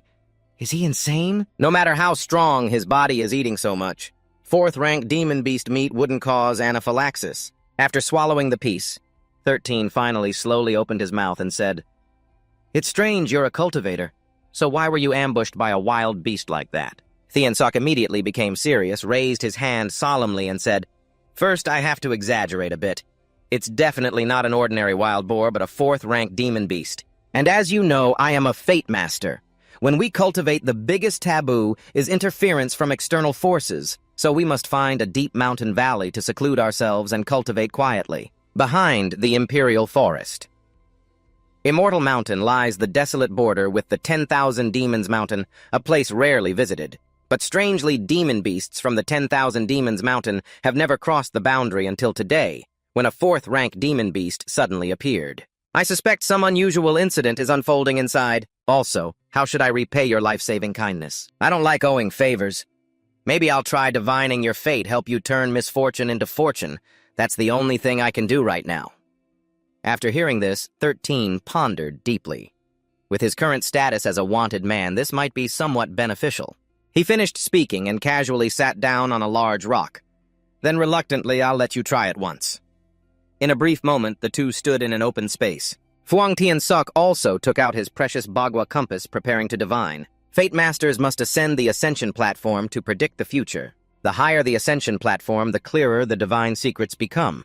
But of course, this comes at a very high price. Without hesitation, he began circulating his hand seals to control the Bagua compass in his hand. In an instant, a spiritual energy barrier violently fluctuated, forming around his body. Then he solemnly formed a seal, pointed a finger at his forehead, and gazed resolutely into the core of the Fate Array formation. In his mind, he climbed the fate steps of the twin formation, then suddenly shrank back with extreme horror. How can this be? Before his eyes, the illusion gradually condensed into a heavenly gate of fate filled with endless mysteries. Why did the ascension platform not appear, but instead a heavenly gate? If a peerless expert used great power to hide the divine secrets, then I obviously can't enter the space now. But even if I could enter, I wouldn't see the ascension platform. Could it be that the true ascension platform is hidden behind this heavenly gate and must be opened to be seen? He reached out without hesitation towards the illusory martial gate just as countless bolts of furious lightning suddenly erupted wildly, invading Phuong Thien Soc's body and leaving him horrified and pale. In an instant, his body suffered a severe anaphylactic reaction, his whole body like a kite with a broken string flung far away from the illusion. His body was also severely injured under the overwhelming suppressive force, his frail body easily thrown aside, rolling miserably on the ground once again. Thap Tam, witnessing this scene from the side, was shocked and shouted loudly, "Are you okay?" Phuong Thien Soc, after the anaphylactic shock, struggled to sit up and glanced hazily at Thap Tam. Did I fail? Is it because my virtue is not profound enough? Or is his future simply impossible to foresee? Thap Tam saw Phuong Thien Soc's miserable state and said indifferently, "Forget it. Saving you was just a casual favor anyway." Phuong Thien Soc quickly waved his hand firmly. "No, I refuse to owe anyone a favor. If I cannot calculate your future, then I will personally restore clarity to you immediately." Thap Tam, somewhat interested, looked intently at Phuong Thien Soc. "What do you mean by clarity?" Phuong Thien Soc immediately stood up with a serious expression and explained, "Actually, the bet on the spirit stones 2 days ago was all secretly manipulated by Lu Tan. The shopkeeper was a disciple of the Lu family. The high-grade spirit stones we got were prepared in advance. They just didn't expect that among the worthless spirit stones there was one extremely rare gem. Then the plot to frame you for forging spirit stones was just to tarnish your reputation." Thap Tam clasped his hands behind his back, thoughtful, and sighed softly. "So that's the truth. I was suspicious before. It seems that scoundrel has met his match." Phuong Thien Soc quickly added, "I will immediately post the news on the bulletin board to expose Lu Tan's true face and restore your honor." Thap Tam stepped forward to stop him. "But aren't you one of his subordinates? By doing that, aren't you just throwing yourself into danger?" Phuong Thien Soc lowered his head, his expression a bit sorrowful. "After this life-and-death ordeal, I seem to have found my true self again." Thap Tam was truly framed. Thap Tam was also a bit surprised by Phuong Thien Soc's action. I didn't expect he would actually post the news. Moreover, the news quickly spread all over Tianmon. Scene changes to the next day at Thap Tam's mansion behind Ngu Phong Mountain. At dawn, news within Tianmon once again stirred up a great and unexpected event. The mastermind behind the recent extreme bet was none other than Phuong Thien Soc. Truly a false alarm thrice told. What exactly are Phuong Thien Soc's intentions with his successive actions of taking bribes then betraying? Overnight, the bulletin board was flooded with insults against Phuong Thien Soc. Thap Tam hurriedly sent a message to reassure Phuong Thien Soc, but immediately received an appointment to meet him at Nam Son Tri Din. Scene changes to Nam Son Tri Ding beside Ngulam Tien Tong. Thap Tam arrived on time. "Didn't he ask me to meet here? Where is everyone?" Suddenly a voice came from behind. "You've finally arrived." Hearing the voice, Thap Tam immediately turned to look. His eyes showed clear fear when he saw the person in front of him. Before him, Phuong Thien Soc was hanging upside down on a tree branch held by Lu Tan's men. Nearby was Lu Than's wicked face. Lu Than spoke slowly. "Come here and explain yourself clearly." Phuong Thien Soc's whole body was bruised. Blood was dripping. The pain was immense. Hanging upside down like that was even more agonizing. Thap Tam, seeing this scene, couldn't help but be horrified. "Was it you who did this to him?" Lu Than looked arrogantly at Thap Tam. "Betraying me, this is the price to pay." Thap Tam's expression gradually darkened, clearly angry. "After all, we are fellow disciples. Do you really have to be so cruel?" Lu Than laughed loudly, full of pride. "Ha ha, fellow disciples, Tianmon. And there's still someone as naive as you." Thap Tam was helpless and didn't want to waste words on this Lu Than. He stepped forward slowly, revealing a determined aura. "If that's what you say, then so be it." Every move he made was filled with supreme power, generating an overwhelming, oppressive aura. Even the surrounding space trembles from his extraordinary presence. Liu Cheng saw Zhang 13 about to make a move and immediately raised his hand to stop him, shouting loudly, "You stop right there. Give me a sharp burst of true energy," appearing on the neck of Fang Tianku. Liu Cheng wanted to use it to threaten Zhang 13. He was confident in the situation and became even more arrogant. "If you take one more step, it will be hard to keep your little life." Zhang 13 did not respond at all to this move from the opponent. He remained calm and observant. Liu Cheng continued to use Fang Tianchu's life to pressure Zhang 13 into submission. "Kneel down and bow to me, or I will take his life immediately." As he spoke, he increased the sharp, true energy, stabbing deep into Fang Tianchu's neck, creating a life-threatening pressure on Zhang 13. Zhang 13 sighed deeply, his attitude gradually turning cold. Truly, no matter what world, the mannerisms of traitors are always the same. Liu Cheng stared at Zhang 13 with a panicked expression. "What are you saying?" Zhang 13's body moved like lightning, immediately performing a displacement technique to rescue Fang Tianchu from control. This made Liu Cheng's eyes widen and mouth gape in extreme horror. Zhang 13 then gently placed Fang Tianchu aside so he could recover from Liu Cheng's brutal attack. Next, he glanced at Liu Cheng with eyes as cold as ice and a murderous intent that pierced the sky. "I say, how should I settle this with you now, Liu Cheng?" Stunned like a statue, he looked back at Zhang 13 with a terrified gaze. "When did he manage to teleport behind me like this?" Witnessing Zhang 13's terrifying power, his face turned pale from fear. Indeed, a bit of arrogant confidence truly makes one extraordinary. The next moment, he swung his hand, ordering his men to rush forward and surround Zhang 13. "Attack all of them! Kill him!" The men immediately charged, surrounding him on all sides. Zhang 13 wanted to suppress him with sheer numbers, but unexpectedly Zhang 13's body moved like a phantom, and in less than a single breath he defeated them all with terrifying speed. Not even their shadows were clear. Liu Cheng's eyes showed increasing horror. What just happened? There was no sound or movement before.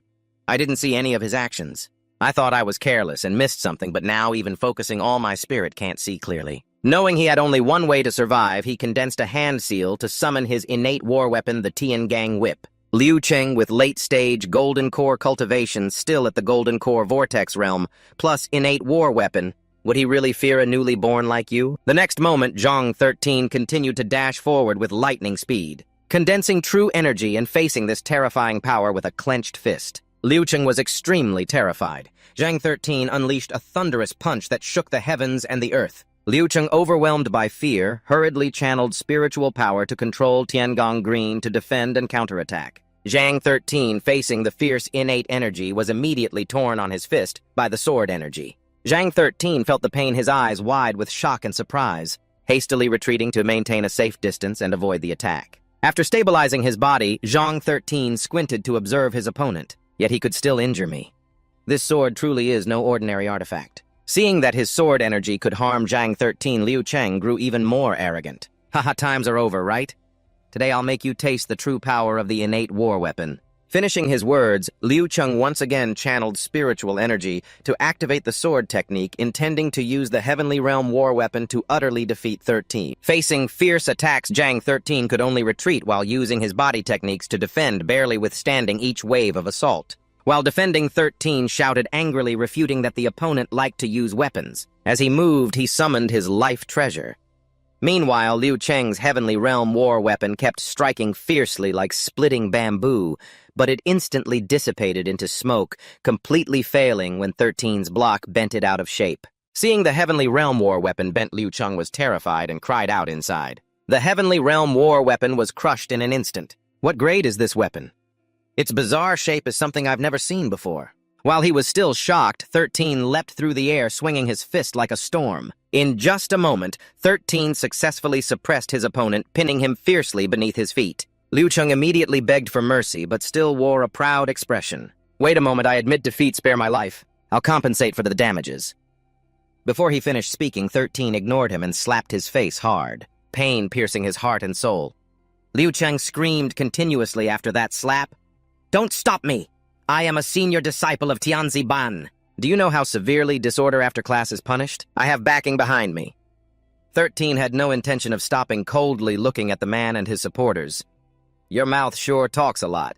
He continued slapping his opponent fiercely, leaving him unable to resist.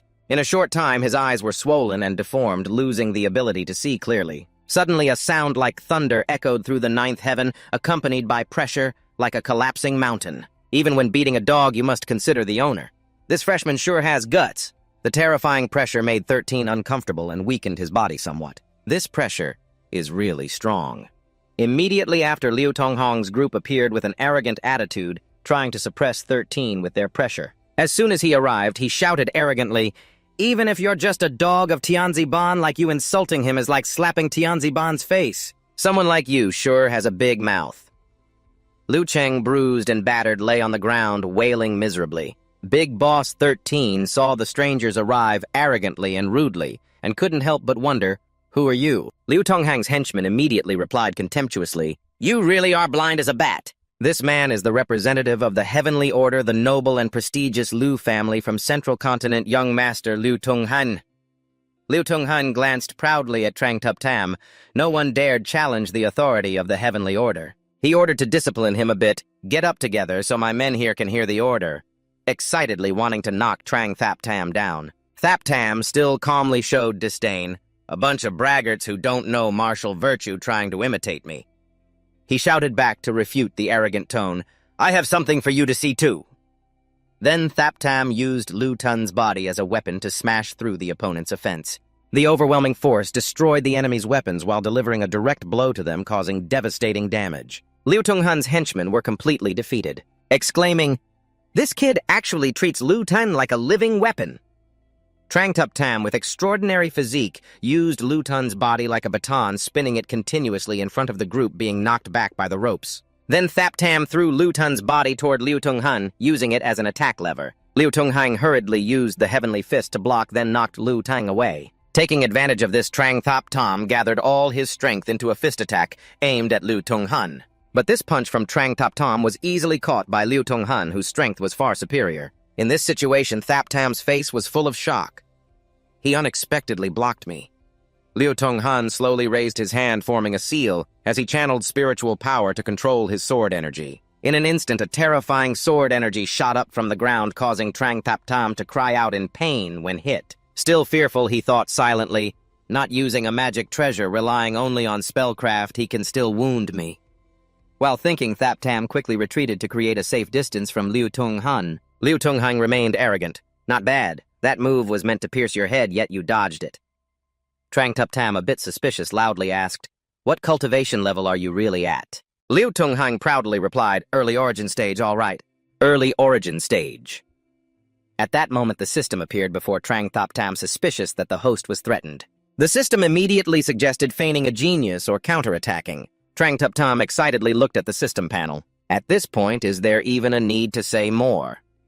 Just then, Liu Tonghan used spellcraft, gathering countless rocks to form a giant hand aiming to seize Thap Tam. Trang Tup Tam was quickly caught by the opponent, suddenly revealing a face of panic and fear, unable to escape. Liu Tonghan quickly cast a spell to pull Trang Tup Tam toward him. As Trang Tup Tam appeared, Liu Tonghan immediately moved his sword with the intent to kill. But in the blink of an eye, Trang Tup Tam gave a sly, wild smile. "You old dog, you're tricking me." Before finishing the sentence, a fierce, hanging dragon tiger fist assault directly hit the opponent, shocking him and shattering the stone prison trap. Trang Tup Tam stood with his hands clasped, eyes sharp as a blade. "Earlier you tried to kill me. Naturally, I must repay hatred with hatred." Liu Tonghan struggled to stand, his eyes cold and ruthless as he sneered at Thap Tam. "Your punch just now had some force. Unfortunately, it still falls short of Fire Monkey." Seeing he could still stand, Trang Thap Tam's expression was a little surprised, wondering why didn't he suffer any damage despite being hit directly? Could he be at dual cultivation peak? Liu Tonghan laughed arrogantly. "I, the young master, truly appreciate your strength. Now I'll give you two choices. One, surrender and become my right-hand man. Or two, I'll immediately deliver you to the heavens." The system's urgent warning rang in Trang Thap Tam's mind, alerting him to the danger. Trang Tup Tam, furious to the sky, brushed the system aside. "Get lost. My blood is really boiling now. Few people have ever forced me to show my true strength." Liu Tonghan saw Trang Tup Tam's attitude and ambition and felt a chill inside. Trang Tup Tam roared excitedly. "Then right now, let me show you exactly how many hits you can take from me." Saying that, Trang Tup Tam's body flashed like lightning, unleashing a wild attack that shocked Liu Tonghan. That Sak realized Thap Tam had silently been circulating his entire body's chi and blood, activating his body's potential, and initiating the first layer of demonic power. At the same time, Fung Tien Sok also woke up from his coma. Could it be that his soul had returned to the underworld? As soon as he opened his eyes, he suddenly saw the haggard face of Lu Tang, which terrified him immensely. Fung Tien Sok panicked and sat up shouting wildly, "Wait, isn't this person Lu Tang? How did he end up looking so miserable?" Suddenly, the sound of a fierce battle erupted beside him, attracting Fung Tien Sok's attention. Horror increasingly showed in his eyes. Before him appeared the figure of Trang Thap Tam aggressively confronting Liu Tung Han. "You definitely won't have a happy ending. So who is the expert opposing him?" Fung Tien Sok continued to observe. "Liu Tung Han is Liu Tung Han. This is the chairman of Tiantuban. Yet he's already here." Fung Tien Sok feared Trang Thap Tam might be in trouble and wanted to stop him, but couldn't. If he didn't stop him, Trang Thap Tam might keep going until too much damage was done. Before he could finish his thought, Fung Tien Sok's eyes widened in extreme surprise. On the other side, Trang Thap Tam charged forward, directly using his powerful physical force to attack Liu Tung Han, relying on his earth-shaking physical strength. Thap Tam shouted arrogantly, "Let me how teach you how much of my power you can withstand." Trang Thap Tam was like an unrelenting fighting machine, launching countless fists continuously at Liu Tung Han. Facing this storm of power, Liu Tung Han was unusually terrified, but watched Thap Tam's movements carefully. Facing such intense attacks, Liu Tung Han risked everything to defend, barely managing to withstand the force, while violent bursts erupted repeatedly, forming a thick smoke screen with terrifying shockwaves. Fung Tien Sok was utterly terrified, staring dumbfoundedly at Trang Thap Tam. What Liu Tung Han has reached the Yuan An realm, his strength comparable to an elder. Yet he is being brutally overwhelmed by Trang Thap Tam like this. What kind of monster is he? Under the relentless combo attacks, Liu Tung Han could only desperately defend, even crying out in agony. But in the next moment, his protective jade amulet suddenly shattered under pressure. This terrified him. That Sak was extremely frightened. What my heavenly-grade body-protecting talisman was shattered by him. Meanwhile, Trang Thap Tam continued his assault, landing a heavy blow to Liu Tung Han's lower abdomen. While he was still vulnerable, this punch directly hit his dantian, causing excruciating pain. The force was so great it threw his entire body, scraping him across the ground. At this point, he completely lost the ability to defend his bones, aching painfully, blood frothing at his mouth. Taking advantage, Trang Thap Tam pressed the attack with his overwhelming momentum. "Looks like my fist is working." At that moment, a formation barrier appeared above, and instantly countless black iron chains screamed wildly as they rushed toward Trang Thap Tam. In the blink of an eye, the chains bound both of Trang Thap Tam's hands, leaving him shocked and stunned. Another wave of chains rushed forward even more violently. Within a short time, Trang Thap Tam's hands were completely shackled, his face still showing confusion. The Punishment Hall. Elder of the Imperial Forest Immortal Sect appeared and coldly shouted, "Trang Thap Tam, stop immediately!" And looking angrily at Trang Thap Tam, he kept yelling threats. "How dare you fight inside the sect and break the rules? That's unforgivable!" Trang Thap Tam frowned in displeasure and glanced at the elder. "They attacked and pressured me first. This old fool can't see right from wrong and wants to blame me." The old man shouted, "How bold do you even know who Liu Tung Han is?" The Liu family is a noble and prestigious clan. They serve the royal family loyally and bravely, not the Imperial Forest Immortal Sect. I can offend anyone at will, let alone you, an unknown junior. After hearing this, Liu Tung Han's face grew even more arrogant, his attitude more domineering. "Exactly, Trang Thap Tam, you have offended this young master. You will absolutely not have a good ending." As soon as Trang Thap Tam heard the royal family mentioned, his resolve grew even stronger. "You just said his family has direct ties to the royal family. Then the sect master must resolutely eliminate the after effects thoroughly. No mercy can be shown to this kind of scum." As soon as the words ended, Trang Thap Tam unleashed his full inner energy, violently exerting demonic force, stretching the chains until they broke, successfully breaking free from restraint. The ugly old dog behind witnessed the strange event, his mind terrified. Can this little sorcerer really dispel it? Liu Tung Han faced the imposing pressure and fierce attack, his expression solemn, as he hurriedly searched for an opening to evade. But Trang Thap Tam's movements were ghostly and swift like lightning.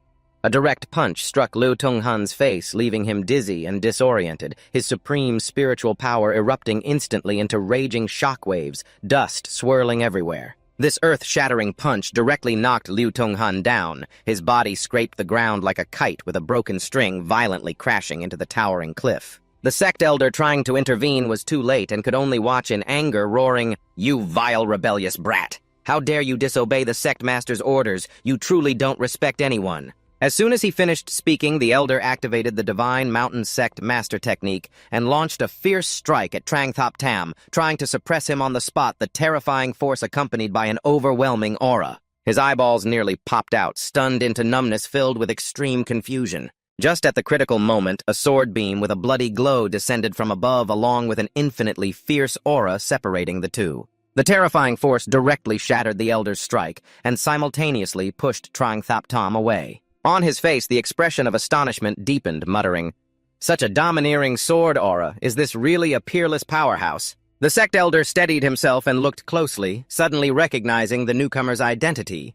Hong Yuan Sword Sect, Master Nam Kung Huang. Nam Kung Huang arrived by sword, his figure soaring, majestic and imposing, standing between the sect elder and Trang Thop Tam to prevent further conflict. Scene changes to the Royal Forest Hall. The Royal Forest sect had just returned, and Elder Lao was furious. What's there to not accept that Brat was only punished with 1 month in solitary confinement in the Beach 2 chamber? Nam Kung Huang stood tall in the main hall, calmly responding. After all, it was them who started attacking first, threatening Thap Tam before the Elder. His face purple with anger, he resolutely opposed. "I don't accept this. That brat is arrogant and lawless, disrespecting everyone, not following sect rules, even daring to disobey my orders as sect master. Why show him favoritism like this?" The elder nearby sneered and advised the old demon, "Don't you feel any shame saying that, as an elder, you can't even control a newcomer? Have you neglected your cultivation these recent years or what?" As soon as he finished speaking, Elder Lao immediately erupted in rage, arguing loudly with the other elder. Seeing this, Nam Kung Huang sternly shouted to suppress the whole scene, "Both of you be silent! Listen to me." The elder gritted his teeth and said, "Anyway, this matter isn't over yet. To resolve it completely, it depends on what the other elder thinks." The other elder vaguely responded, growing more angry. "Depends on what else?" The old demon elder's eyes flashed cold light as he glanced at Trang Thop Tam. "Unless Trang Thop Tam can withstand both of us without using any protective techniques." The other elder was dissatisfied and shouted, "You shameless old man! Don't you know what's shameful? How many people in this Royal Forest sect can withstand both of us? Besides, Trang Thop Tam is a specially nurtured genius. What if you seriously injure his foundation?" The other elder turned to Trang Thop Tam and lowered his voice to remind him, "Don't agree with him. Today I will stand up to protect you." Trang Thop Tam remained calm, smiling, and replied, "Thank you for your concern, elder." But right after speaking, Thap Tam glanced at the notification that appeared on the system interface. The next mission required him to accept the sect elder's request. Trang Thop Tam's eyes hardened, and he immediately responded, "If this can end the matter, I am willing to accept the elder's request." The other elder was stunned and looked worried. "Are you crazy? That old demon's strength is already at the prime core stage of middle level. Don't underestimate the gap, just because it's only 1 stage above Lu Tung Han. Below the prime core stage, every stage difference means a world of difference in power." Nam Kung Huang had trusted Trang Thop Tam from the start, and nodded with a smile. "It's okay, let Thap Tam give it a try."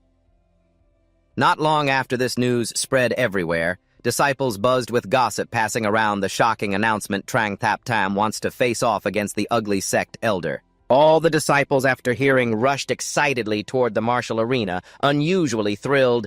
There's a great show to watch, and yet he dared to provoke the ugly elder. Scene shifts to the Imperial Forest Ferrygate Martial Arena, where Trang Thap Tam and the ugly elder stand facing each other on the stage, the Yang Palace sword raised in a fierce stance. Trang Thap Tam was deeply surprised, glancing around. "Why are there suddenly so many people here making such a ruckus?" The ugly elder frowned and shouted, "Stop looking around and start already." As soon as the words ended, Lao Ta immediately channeled spiritual essence, activating the Divine Mountain Seal spiritual treasure of his life, intending to use full power to suppress Trang Thop Tam. Elder Hu below witnessed this and angrily shouted, "You shameless old bastard, how dare you use a higher-grade spiritual treasure than Divine Mountain against Trang Thop Tam?" The Divine Mountain Seal appeared hovering above Trang Thop Tam's head at the crucial moment, causing the opponent to be extremely terrified. His eyes widened like bronze bells. His normally calm face instantly stiffened like a zombie encountering sunlight, terrified before the overwhelming, ancient spiritual force trying to suppress his body. Under the weight of 1,000-pound pressure pressing down on his shoulders, Trang Thap Tam gritted his teeth, summoning all his energy to resist. The ground beneath his feet cracked loudly, shattering into a spiderweb of fractures spreading out. The divine mountain seal relentlessly poured down infinite pressure with waves of shock and fury like a tsunami. The ugly elder watched from afar, seeing Thap Tam's changing face. A glint of realization flashed in his heart, as he silently guessed, "So that's how it is." Trang Thap Tam growled softly, teeth clenched until bleeding, struggling to endure, inwardly lamenting. No wonder he's an original spirit from Central Key. This strong aura is far more powerful than the life-and-death trial of that old bandit. But in the next moment, Trang Thap Tam suddenly stood upright, gently lifting the divine mountain seal, as if lifting a feather without any effort. "I'm not standing still all this time." Then he channeled energy into his arms and forcefully threw the divine mountain seal tens of thousands of zhang away. In the blink of an eye, the ugly elder's divine mountain seal was casually discarded by Thap Tam like rubbish. All the cultivators present witnessing this horrifying scene stared wide-eyed and open-mouthed in shock. The 7 colors were like earthen hues. The ugly elder was terrified beyond measure, his eyes seemingly about to crack, glaring fiercely at Trang Thap Tam, muttering, "My spiritual technique was broken by you so easily? Not right. I didn't sense any spiritual power movement from you just now. Could it be you relied on demonic power to break my attack?"